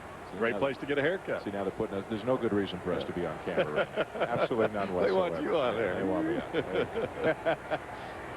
Kicking me around here today. Now the sun has popped out a little bit more recently as well. I think they're going to have a trouble in this town when they start talking about building a new stadium. There's a lot of history here. There are a lot of fans. I mean, no other ballpark do they wear the team's colors like these fans do. I mean, coming in, everybody's got on a red shirt or some kind of bird memorabilia. Well, if you and I just lean out and look down, I can see a roll, because a lot of them are wearing the T-shirts with the names on the back too. You see a lot of McGuire's still, and you can see Rollins and Drews and Edmonds and Matheny's and Vinas. I mean, they're all over the place. I'm sure a lot of people have their home white and they have their road red. I mean, depending on the mood or what's the good luck charm or what day of the week it is. The funny thing about Cardinal fans is that when the Cardinals go to Chicago, the fans from St. Louis go to Chicago. Yes. And you'll see a lot of people in blue supporting the Cubs, and then on one side of the stadium there's a lot of red. And I think that's what makes for a great atmosphere in baseball. You get fans that follow the team and want to be part of the winning atmosphere, and they provide that year in and year out here in St. Louis. Fly ball into center field. Edmonds started in a little bit, but he makes up the ground in a hurry as Stinnett is retired, 2 down. ESPN Sunday Night Baseball presented by Nextel. We'll find the game down at Minute Maid Park in Houston. Don Miller and Joe Morgan will bring you the Phillies and the Astros in a rematch of a series that took place this past weekend, 8 Eastern and 5 Pacific on ESPN. The game is also available on ESPN's new high-definition service, ESPN HD. And Kevin Millwood is the tentative starting pitcher for the Phillies that night. That's going to be a great series between those two ball clubs. Both of them playing really well. Slugfest. Juan Castro, the batter. The runner is going. Pitch taken for a strike. Throw down and out at second base is Aaron Boone to end the inning. We are still tied at 1 as we move to the 7th inning stretch here at Busch Stadium.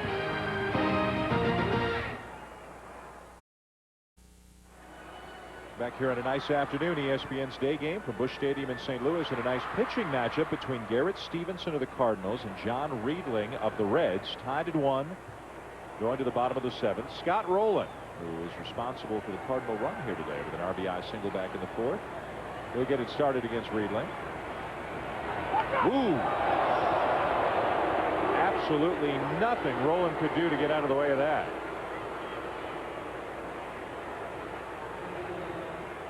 Well, part of the reason that Riedling's been successful today is he's pitched inside, but probably the biggest reason is he's been able to throw his changeup for strikes.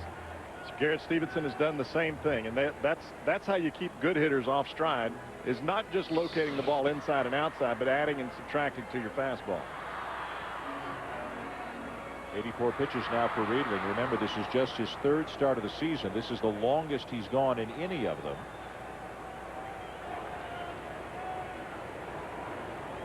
Edgar Renteria, the batter, and again he's up with a runner at first, and Riedling just about hits him.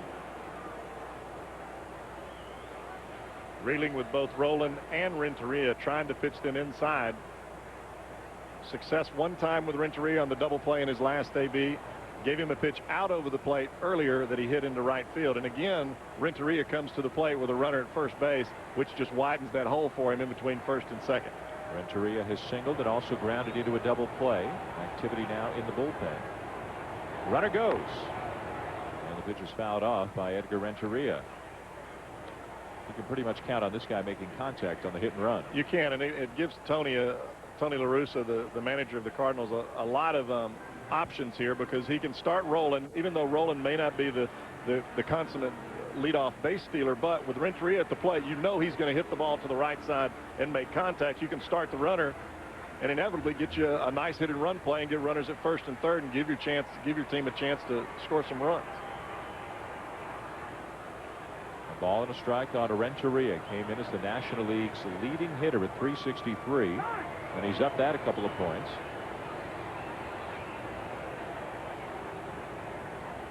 Reeling's got to be able to get his fastball and sink it down and in to Renteria. He did it once and got the double play ground ball, and either that or he's got to go with a changeup away and get him to roll over it. Pitch out, but the Cardinals guessing along with the Reds, and Rolen's not going anywhere. And now you've got an ideal count again for the Cardinals to put a play on. A little chess match between Bob Boone and Tony La Russa. You pitch out thinking that you're going to have a hit and run. Now you may actually have one. Any chance you pitch out twice? You ever see that? I mean, is that ever a common thing that you've seen? On this count, like pitch out on 1-1 and then pitch out on 2-1? Tony's done it. Yeah. Only with a pitcher that he knows that can throw strikes. Right. Put him in a hole thinking that, or you take the chance of putting the pitcher in the hole knowing that you may get something out of it. He's not going, and it's pulled just foul down the third baseline. Even though Renteria likes to go the other way, if you continue to pound a good hitter like him inside, sooner or later he's going to turn on it. And he does right there. I don't know that wasn't fair. Looked like that caught the corner of the bag, didn't it? Well, Jerry Davis having to get out of the way of the ball and make a call on the play at the same time. Might have been the camera angle. Nobody argued too much for the Cardinals. 2 balls, 2 strikes now on Renteria. A 1-1 tie in the bottom of the 7th inning. As the Cardinals try to snap a 6-game losing streak to the Reds. Nice block there by Stinnett. The pitch was way off from the moment it left his hand. You could see Stinnett start sliding as soon as that ball was in the air. That's one of the toughest pitches to block. This pitch bounces out in front of the plate, and it's a breaking ball. And as you see Stinnett slide, he's almost facing the first base dugout, because when a breaking ball hits into the dirt, it's going to spin the opposite direction of where it's heading because of the overspin on it. And at 2-2, Rolen wasn't going anywhere. At 3-2, you can be sure that he will be. And he's on. And it's yanked left field. Fair ball into the corner. Rolen on his way to third, getting the wave home. The relay throw. Not in time. Renteria into third. 2-1 Cardinals.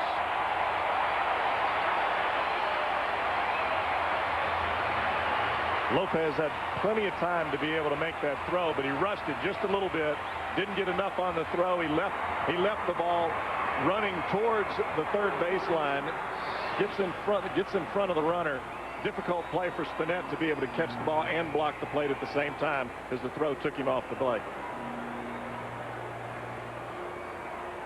What a day for Edgar Renteria. As you said, we think of him as a guy who hits the ball the other way, but he turned on that one. You can see that ball run right back in front of Rolen.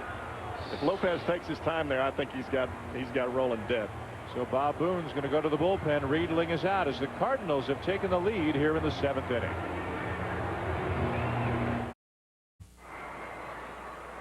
Left-hander Kent Mercker comes into the game for the Reds. Edgar Renteria has just driven in the go-ahead run, and he's at third base with nobody out as the Reds bring the infield in.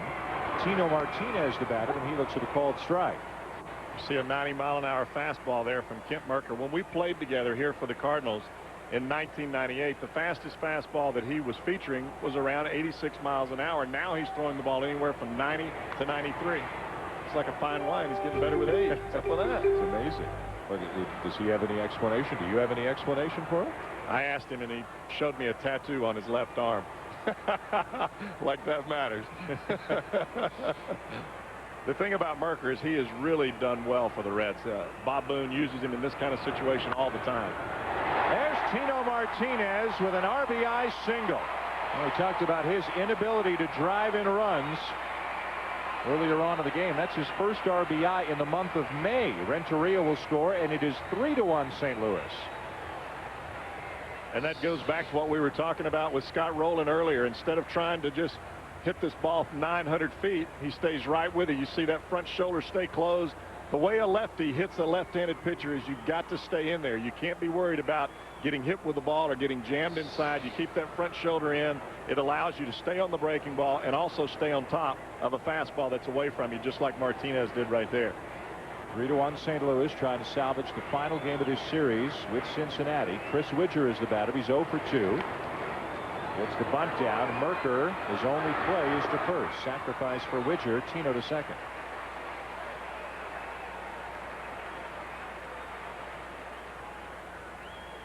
And now Tony La Russa is going to send up a pinch hitter in Garrett Stevenson's spot. So that's going to be all for Stevenson today as Miguel Cairo has popped out into the on-deck circle. Both Merker and Scott Sullivan for the Reds are the pitchers that usually end up inheriting the messes. They're the cleanup guys in the middle of the inning, middle of the ball game. The guys who don't get enough respect for the job they do. Martinez out at second with 1 out, and here comes Cairo.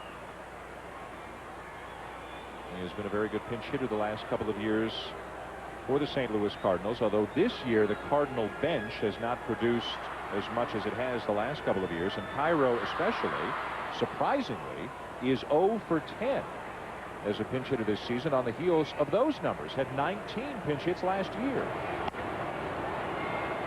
I still believe the toughest job in baseball is being a hitter that comes off the bench to pinch hit, because most of the time you're pinch hitting against a specialty reliever late in the ball game and trying to make a living when you may not have had an AB for 10 or 12 days, and you come in and you've been sitting over there for 2 hours. Your knees are tight, your arms are tight, and you got to face the likes of Rob Nen or somebody else throwing the ball 100 miles an hour. But do all these guys go in the cage or hit off a tee or do something as they're getting ready? I think that they do to try to get loose, but when you're hitting off a tee, the ball's not coming 90 miles an hour. With Jeff Brantley, Gary Miller, I'm Dan Schulman. This is ESPN's Day Game from Busch Stadium in St. Louis. The Cardinals have rallied to take a 3-1 lead over the Cincinnati Reds, who have defeated the Cardinals 6 consecutive times, all in the last 10 days. And as a result, Tony La Russa's Cardinals are in 4th place in the National League Central. Jeff Fassero, the veteran left-hander, is up in the Cardinal pen. The bullpen has been responsible for some of the Cardinal problems over the last week and a half or so. There have been some other problems as well, a failure to deliver in the clutch, something that they've done very nicely here in this inning. St. Louis is 18 and 19. Cincinnati is 21 and 19. Game and a half up on the Cardinals and tied for second in the NL Central. The one thing about this Central Division is I think as long as you stay around that 500 mark, you're gonna have an opportunity to gain some ground in any particular series. I don't think anybody is going to run away with this thing. There's just too much pitching and too much hitting in this division. Yeah, the latest standings coming into today. And a look at the out-of-town scoreboard here at Busch Stadium, and we can see there's lots of afternoon action in both leagues today. And Houston is leading Pittsburgh 6-2 in the 9th, and the Cubs are leading as well over Milwaukee 1-0 in the 8th. So the 2 top competitors for these teams in this division are both leading their games right now. But it's too early to scoreboard watch, right? Sure it is. It's only May. Got to wait till Memorial Day. Got to wait at least another week and a half. unless you're 15 back, then you don't want to look at it anyway. Cairo fighting off pitch after pitch from Merker. Fair ball down to third. Long sidearm throw by Boone in time. Very nice play for the second out of the inning as Martinez holds his ground. A pair of postseason games tonight right here on ESPN. First of the NHL, Marty Brodeur and the New Jersey Devils, who even up the series with Ottawa at a win apiece in Game 2, try to take the lead in the series on home ice tonight. Get a Game 3 and then at 10:30 Eastern Time, Dirk Nowitzki, Steve Nash, and the rest of the Mavericks try to knock Sacramento out of the playoffs. The Mavs up 3 games to 2. 10:30 Eastern Time, 7:30 Pacific on ESPN. 2 outs now, and back to the top of the order for Fernando Vina, who's 1 for 3. Merker throws one right by Stinnett to the backstop, and Martinez can jog into third base. Toughest pitch for a catcher to block is a fastball in the dirt, because you're not planning on a fastball in the dirt. Merker trying to get this ball away from Vina right there, just holds on to it just a little bit too long. Wild pitch charged to Merker on the play. 2 runs in this inning for the Cardinals. Now Boone, the third baseman, and even with the bag. Casey in as well as Vina looks at a strike. Never know what the Cardinals are thinking of trying. Got to be aware of Vina maybe trying to push a bunt past the mound and get a run home that way. Well, I would imagine whatever it takes at this point, they'll try. Yep.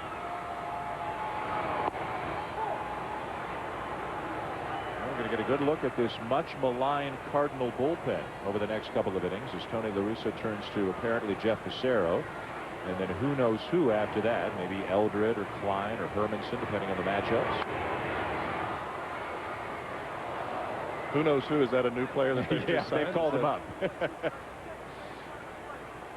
It's amazing. I know we've got a lot of foreign players, but I didn't know that. You haven't heard of him, huh? I've never heard of who's knows who. But I mean, you've been there. It's amazing when everybody slides one roll out of their comfort zone. The trouble can start. 3 and 2. And it's not that any one of those guys couldn't be able to do a particular job. It's just that when you move up in the ball game or move back in the ball game towards the 9th inning, for some reason every pitcher tries to do something a little bit extra. It takes them out of their game. That's when you get in trouble. Base hit into right field for Vina, and another run is in for the Cardinals. 4-1 St. Louis. I can hear Merker right now. You show up at the ballpark and I give up 2 runs. What's up with that, Brant? Oh, you're his bad luck charm, are you? He's going to blame this on me. Bob Boone's going to blame it on somebody too. It was tied heading into this inning. Tino Martinez with a big RBI single, and he comes in to score on the Vina base hit. Now Merker will face Kerry Robinson. Merker, fans might remember 3 years ago, one of the scarier things that we've seen in baseball in recent memory. He was with Anaheim at the time, and he was on the mound at the time. And he started complaining of, I think, some headaches and dizziness, and it was only later on the doctors found out he had suffered a brain hemorrhage and spent a couple of weeks in the hospital, right? Yes, he did. And they ran every test known to man, and I still don't think they understand or fully know exactly what caused it or what was the problem, but he's back healthy and he's throwing the baseball hard, and everything seems to be fine. Now I got Vina picked off, and they put the tag on him to end the inning. But it's a productive inning for the Cardinals. 3 runs to take a 3-run lead.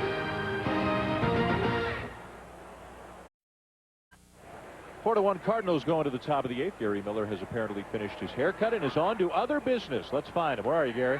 Dan, I'm out here showing off my haircut in section 397. The Lily Freeman School from across the river in East St. Louis. It's the Panthers here, 150 strong, grades 3 through 5. They had to write an essay of 5 paragraphs of why they wanted to come to the Cardinal game. This guy's retiring in 5 days. Yeah, 10 days I'm gone. But I'll miss the kids a lot. 10 more days. Is this one of the highlights, getting to a Cardinal game with all of them? Oh, yeah, we do this. You know, this is a big thing here. They love it.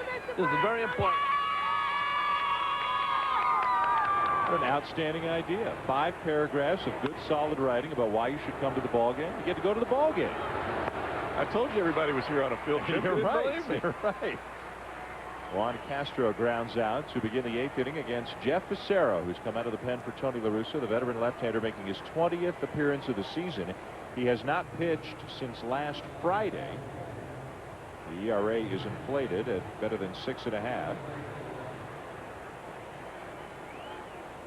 You'd like to believe that your veteran pitchers, sooner or later, they will settle down, hopefully sooner. Larkin hitting in the pitcher spot. Aggravated a calf injury a couple of nights ago. The one thing about a calf injury is it's not, a lot of times if you strain your hamstring, you can tape it to give yourself some extra support. Calf injury, you can have a 10-roll tape. It's not going to help you. Cost him 3 weeks the first time he did it. This is Tuesday when he aggravated the injury going around second base. Looks fine, and then whammo. You can just see. Pulls up lame, and he has to walk into third base, and that was it for Larkin. And it's been so frustrating for Barry Larkin and Ken Griffey the last few years to go through so many different injuries. Griffey is available on the bench today for the Cincinnati Reds, and Austin Kearns is on the bench and available for the Reds as well. So they get a guy or two on, and this thing gets a whole lot more interesting in a hurry. Well, I'd like to believe that Bob Boone will use Griffey in a situation where he can tie this game up or maybe put them ahead with a long ball. Cardinals allow some base runners. I think we may see Junior come to the plate. And I saw him yesterday and today. He looks pretty good. He is buffed up.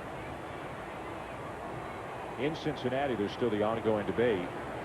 Are the Reds a better team with him in the lineup or without him in the lineup? And over the last 3 years, say they've actually got a better winning percentage without him. But common sense says, obviously, they have to be a better team with Ken Griffey in there every day. I really believe that there's no doubt about that. It's just a matter of Junior being able to go out and play the game and be healthy and not have all these nagging injuries. I mean, the guy can hit the ball with the best of them, not only for average, but hit the ball out of the ballpark. He makes plays in center field that nobody else makes, and it's just a matter of him being able to get out there and on a consistent basis and let Junior be Junior, and this ball club will thrive because of it. And again, if everybody stays healthy, here's the projected 2 through 6 part of the lineup for the Cincinnati Reds, who already lead the National League in home runs by a wide margin, even though Griffey hasn't been playing much. Can't even take a deep breath going through that. That's like walking the gauntlet. 3-2, the count on Larkin. Outside, and the Reds have a base runner. Felipe Lopez will be the batter, and Reggie Taylor will be the scheduled on-deck hitter, but we'll see who pops out of the on-deck circle. And again, there's Griffey and there's Kearns available. And now we've got a pinch runner. Looks like Danny Graves. Sure is, yep. You pitch a shutout the night before, you're supposed to at least get the next afternoon off, aren't you? He's got to get his running in. So Graves runs for Larkin. And here is Lopez. And we talked about Lopez, and the average can be low, and he can strike that a lot. But the guy's got a little sock in his bat. You make a mistake, he can hit it a long way. Routine double play ball here. That's it for the Reds. We go to the bottom of the 8th. Still 4-1 St. Louis.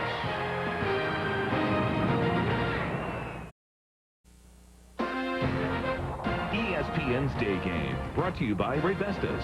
Have your brakes checked every year and ask for Raybestos, the best in brakes.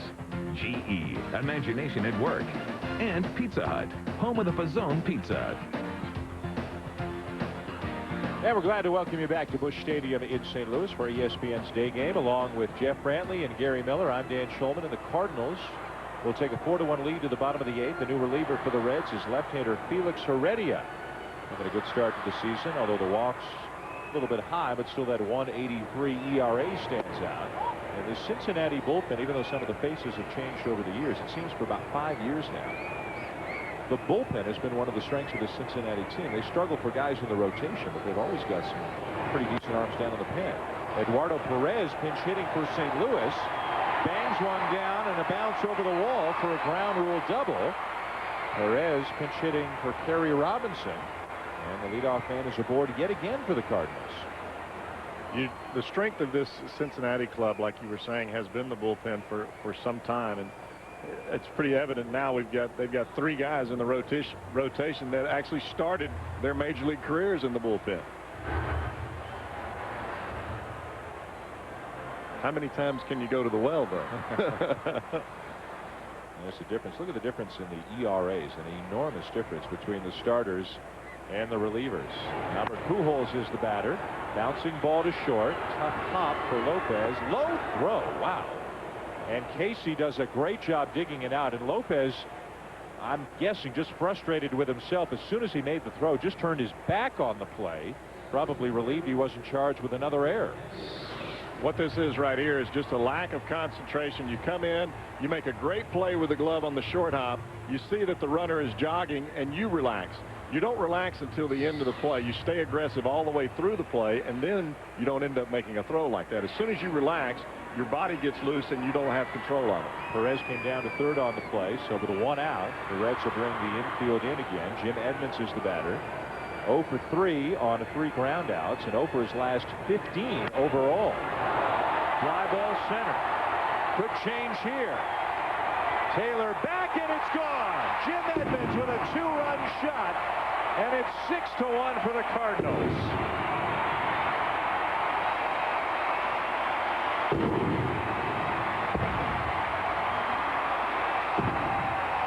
Jim Edmonds, as good as it comes when he gets down to clutch time, even though he's had some struggles of late, guarantee you he was just sitting on a breaking ball right there, and he gets one that's high in the zone. Fastball, you may get by him upstairs. Breaking ball, forget about it. What a way to snap it. 0 for 15 for Jim Edmonds. I'm not implying the game is easy for him, but there are few players in baseball who make it look as easy sometimes as Jim Edmonds does. I think part of the reason that he can make it look easy is preparation. The guy is as well prepared as any player that plays in the game, and when you're prepared, you can do well with it.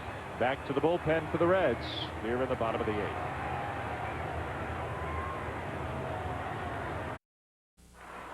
The Cardinals breaking open a close game with 3 in the 7th, 2 more here in the 8th on the Jim Edmonds home run, and it's 6-1 St. Louis. As right-hander Brian Reith comes in out of the bullpen for the Reds to face Scott Rowland. Reith, his 8th appearance of the season, a non-roster invitee back in the spring, and a pitcher picked up a few years back in a trade with the Yankees, the Denny Nagel deal. Line drive by Rowland into right field, but back to make the play is Guillen for the 2nd out. This is the point in time of a young pitcher's career where you're in a ball game. Yes, it is 6-1, but you've got to be able to go out there and throw strikes, and this is where you learn how to pitch. You've got to be able to throw the ball over the plate and work both sides of the plate. Even though the ball game may be a little bit out of hand, this is when you want to get your young guys into the ball game and get their feet wet a little bit and get them some experience. A good day for Renteria, including an RBI double his last time up, and he's raised his National League leading average to 369.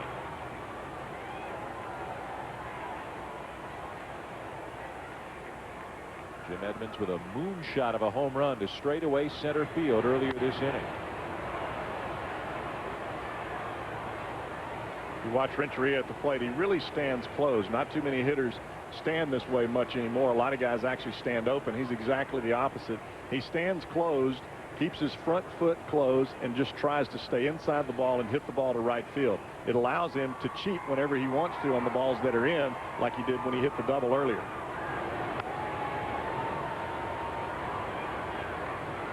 I talked about how he's starting to get a little bit more attention, comparing him to some of the great shortstops in the game, and it's usually the American League shortstops, the A-Rods and Nomars, and when Jeter's healthy, and Tejada, who get most of the attention. But you can see that Renteria's got nothing to be ashamed of when it comes to his numbers so far this year.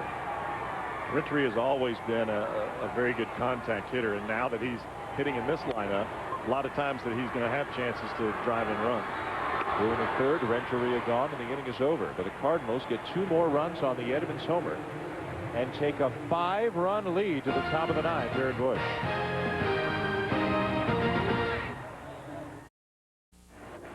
Now the Cardinals in some pretty good shape right now to snap this losing streak to the Reds and salvage the final game of this 3-game series. Broke a 1-1 tie with some big innings in the 7th and the 8th. There's some big action coming your way tonight here on ESPN. It begins with the NHL, the Ottawa Senators and New Jersey Devils, all knotted up at a win apiece. Game 3 of the conference finals coming up at 7 Eastern tonight right here on ESPN.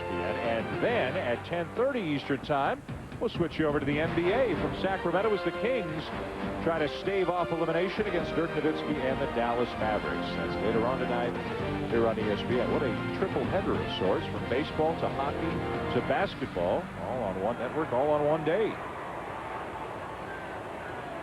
Jeff Fassero is back to work the top of the ninth for St. Louis after a very quick 8th inning. Reggie Taylor will lead it off. Fassero is in line for a save in this game. He was protecting a 3-run lead when he came on in the 8th inning. The fact the Cardinals have expanded that now is irrelevant. So if he can finish this off, he'll get a save, which would be his 2nd of the season. Orlando Palmeiro takes over for Albert Pujols in left field. And Eduardo Perez stays in the game in right field. These are the best kind of saves, as long as you can finish out the game. Screamer back into center field, a leadoff base hit for Taylor.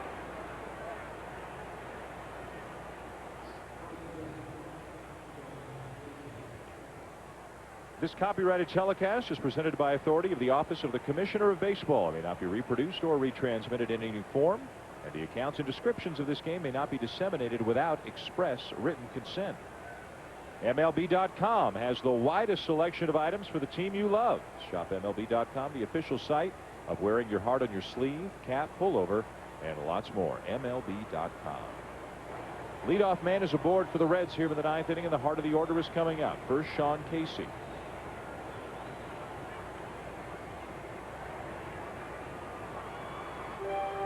Casey is 0 for 3.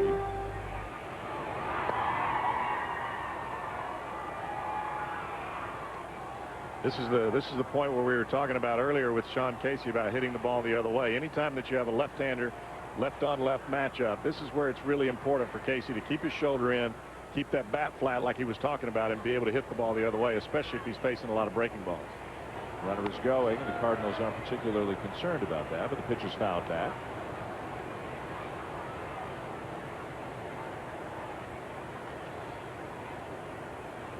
Cerro not only has a fastball that bores in on these left-handed hitters, but he's got a split finger. That's what he uses mostly against his right-handed batters, and now that Casey's up there, he can be looking at 3 different pitches. Carl Ravitch in the game, coming up with baseball tonight as soon as this game is over. Lined into center, base hit for Casey. Edmonds will cut it off. First and second, nobody out for the comeback kids. Remember, no team in baseball has done as much damage late and won as many games late this season as the Cincinnati Reds. They've still got a lot of work to do here, though. But at this point, they've got 2 on with nobody out, and they have forced Tony La Russa to get the bullpen up again. Sean Casey keeping that shoulder closed, ball out over the plate. The only way that you can hit that pitch is to keep your front side closed and stay on the ball. A lot of times that pitch, especially for a left-hander facing a left-handed pitcher, a lot of times that shoulder opens up a little bit, elevate the ball into the outfield, and it's just an easy fly ball out. Cardinals going to buy a little bit of time for the bullpen right now. So you think the fans are getting worried? I think they are. They have seen some demoralizing losses for this Cardinal team already in this young season. Deep breath taken by Fassero. The batter is Jose Guillen. It's only 3 outs. I know. But it's, you know better than just about anybody. It's not just, it might be only 3 outs, but it's not just 3 outs. It's the last 3 outs. That's right. That's why they pay you the big bucks when you get them out. Tell you what, I think Brandon Lyon in Boston is finally grasping this a little bit. He may be the guy that pulls the rabbit out of the hat for the Red Sox. Yeah, looking good recently. Ground ball between third and short. It'll get through into left field, a base hit. And the Reds have loaded them with nobody out. Let's check in with Gary Miller. Well, Dan, here come the Reds again. On April 22nd, they were 6-14 after a 2-1 loss to Los Angeles. They closed the clubhouse doors. They had a team meeting, aired it all out. They've gone 15-5 since then, including 6 straight against the Cardinals, and who knows what they're up to today. Well, with nobody out and some of their toughest hitters in Boone and Dunn coming up, and Griffey and Kearns still available on the bench, this has gotten a lot more interesting, but a lot less enjoyable for everybody in the white uniforms today, as Chris Widger comes out to buy a little bit more time. You were talking about, Gary was talking a little bit about that meeting that the Reds had. Scott Sullivan is the one that ended up calling that meeting. He's a guy he's not a closer. He's not a starting pitcher. He's not an everyday player. He's a guy that's on the mound a lot, but he ended up calling the meeting, and that's been the whole difference in this ball club. Just a little bit of refocus. Tony La Russa is going to make the change. Facero is out. Right-hander Cal Eldred will come in. You can see how recently the Reds have put it all together, especially in the late innings. They're threatening here in the ninth. Well, Jeff Facero couldn't get any outs here in the ninth inning. The bases are loaded with nobody out, 6-1 Cardinals. But remember, the Reds have had some impressive late inning comebacks against the Cardinals. Last Monday, the son of the manager, Aaron Boone, with a game-winning home run for the Reds. That one came off of Dustin Hermanson. The very next night, Barry Larkin, in his first swing after coming off the DL, Kiko Calero, and a now familiar scene to see the Reds as a group all bouncing together at home plate. They got that started a few years ago, and some teams have copied them, but these guys seem to do it more than anybody else in baseball. The most dangerous team is a team that believes in themselves and they never quit. Even when the game looks like it's very dire circumstances for you, you have a ball club like the Reds have right now, believing that they can come back and win. That makes it tough. I see Griffey Jr. in the dugout with a baseball bat. He may be thinking about trying to tie this thing up. Cal Eldred is Tony La Russa's next choice. 6-1 St. Louis, bases loaded, nobody out. Aaron Boone the batter, Adam Dunn on deck, Griffey and Kearns available, and now Steve Klein, the left-hander, has just started throwing for the Cardinals out of the right field bullpen. We may have a ways to go here in this one. Well, even though Kelly Stinnett and Juan Castro are hitting at the bottom of this lineup, as you've mentioned, the two big boys sitting over there in the dugout, I don't think there's any chance in the world that Stinnett and Castro will be hitting in this inning. Let's see what Boone and Dunn can get done in front of Griffey and Kearns. High fly ball at a shallow right center. For the Edmonds to make the catch. Nobody's going anywhere. That's the first out of the inning. And listen to the crowd.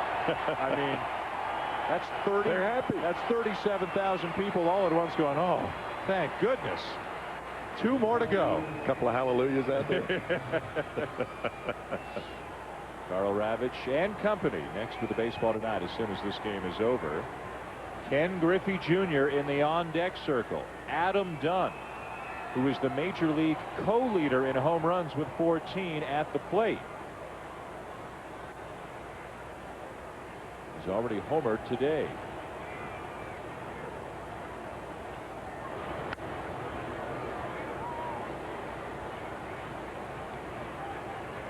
Back-to-back and retired, right? Back-to-back and retired. That is correct. I think Mr. Eldred knows that as well. I think everybody in the stadium knows that. At third, Taylor. At second, Casey. At first, Gee, and 1 out in the 9th inning. And you see Cal Eldred really pitching Adam Dunn inside, and I think that's the place that you have to attack, especially a big power hitter. Last thing that you want is to get his arms extended, get him out over the plate.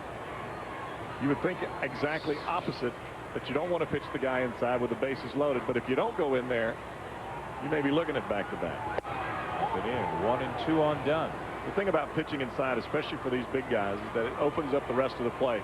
If you have to go with an off-speed pitch later on in the count, you've already established that inside pitch. It gives you a lot more freedom to do things in the count.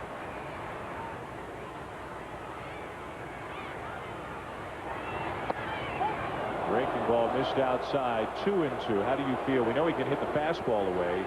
How does Dunn do against curveballs and changeups away? If you establish the fact that you will pitch inside, this pitch right here, you see him freeze up.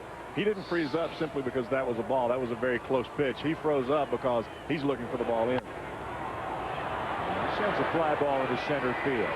Edmonds back a couple of steps. He'll make the catch. Taylor's going to come in to score, but the Cardinals will gladly concede a run to get an out. And now Ken Griffey Jr. will come up, but even a home run here can't tie it. Sac fly for Adam Dunn.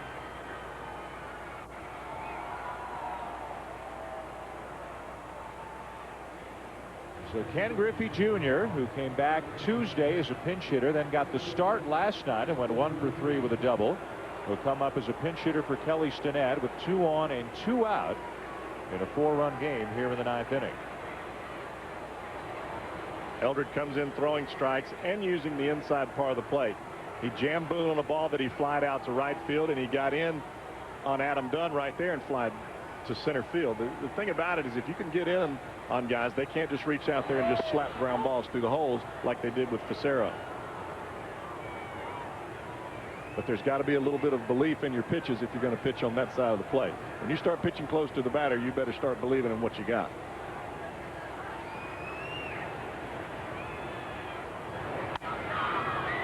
Base hit into right field. Casey's going to come in to score. The throw will come into second base.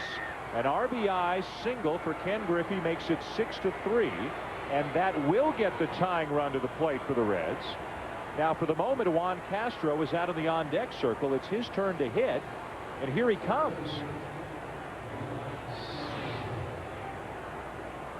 Fastball tries to get it in. This ball runs out over the inside corner just a little bit. Griffey stays right on it. We talked about earlier about him being in this lineup. Very dangerous hitter. Castro's going to hit. Austin Kearns is in the on-deck circle in the pitcher spot. They've got nobody else to play In middle the infield. If they that's tie right. this thing up, you've got to keep him in the ball game. That lack of depth on the infield is coming back to hurt the Reds right now. Potentially, Castro will hit. Kearns is on deck. And if you're Cal Eldred, you got to look over there in the on-deck circle and think, I got to get this guy right here.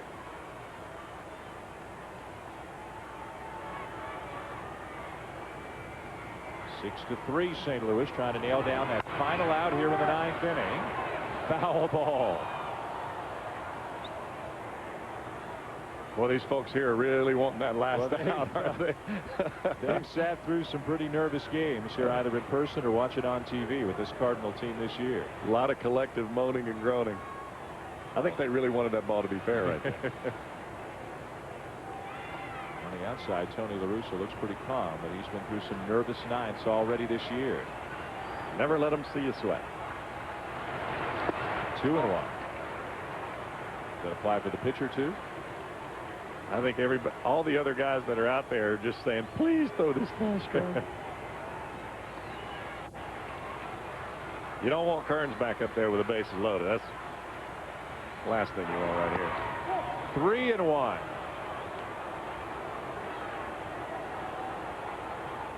Everybody's looking over to the person they came to the game with. You got to be kidding me. What's going on here? Boy, that Edmonds home run at the bottom of the 8th seemed like unneeded insurance at the time. That's looking like a pretty important home run that he hit. Very important. Full count. Griffey is going, and they'll give him second to base uncontested.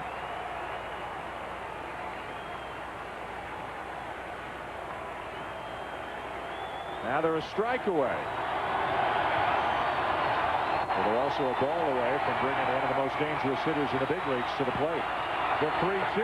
Swing and a miss, and the Cardinals get it done. It wasn't pretty in the 9th. It wasn't easy in the 9th, but the St. Louis Cardinals have finally snapped this 6-game losing streak to the Cincinnati Reds, and they get back to the 500 mark as the Reds drop to a game above 500 at 21-20. The final score from St. Louis: Cardinals 6 and the Reds 3.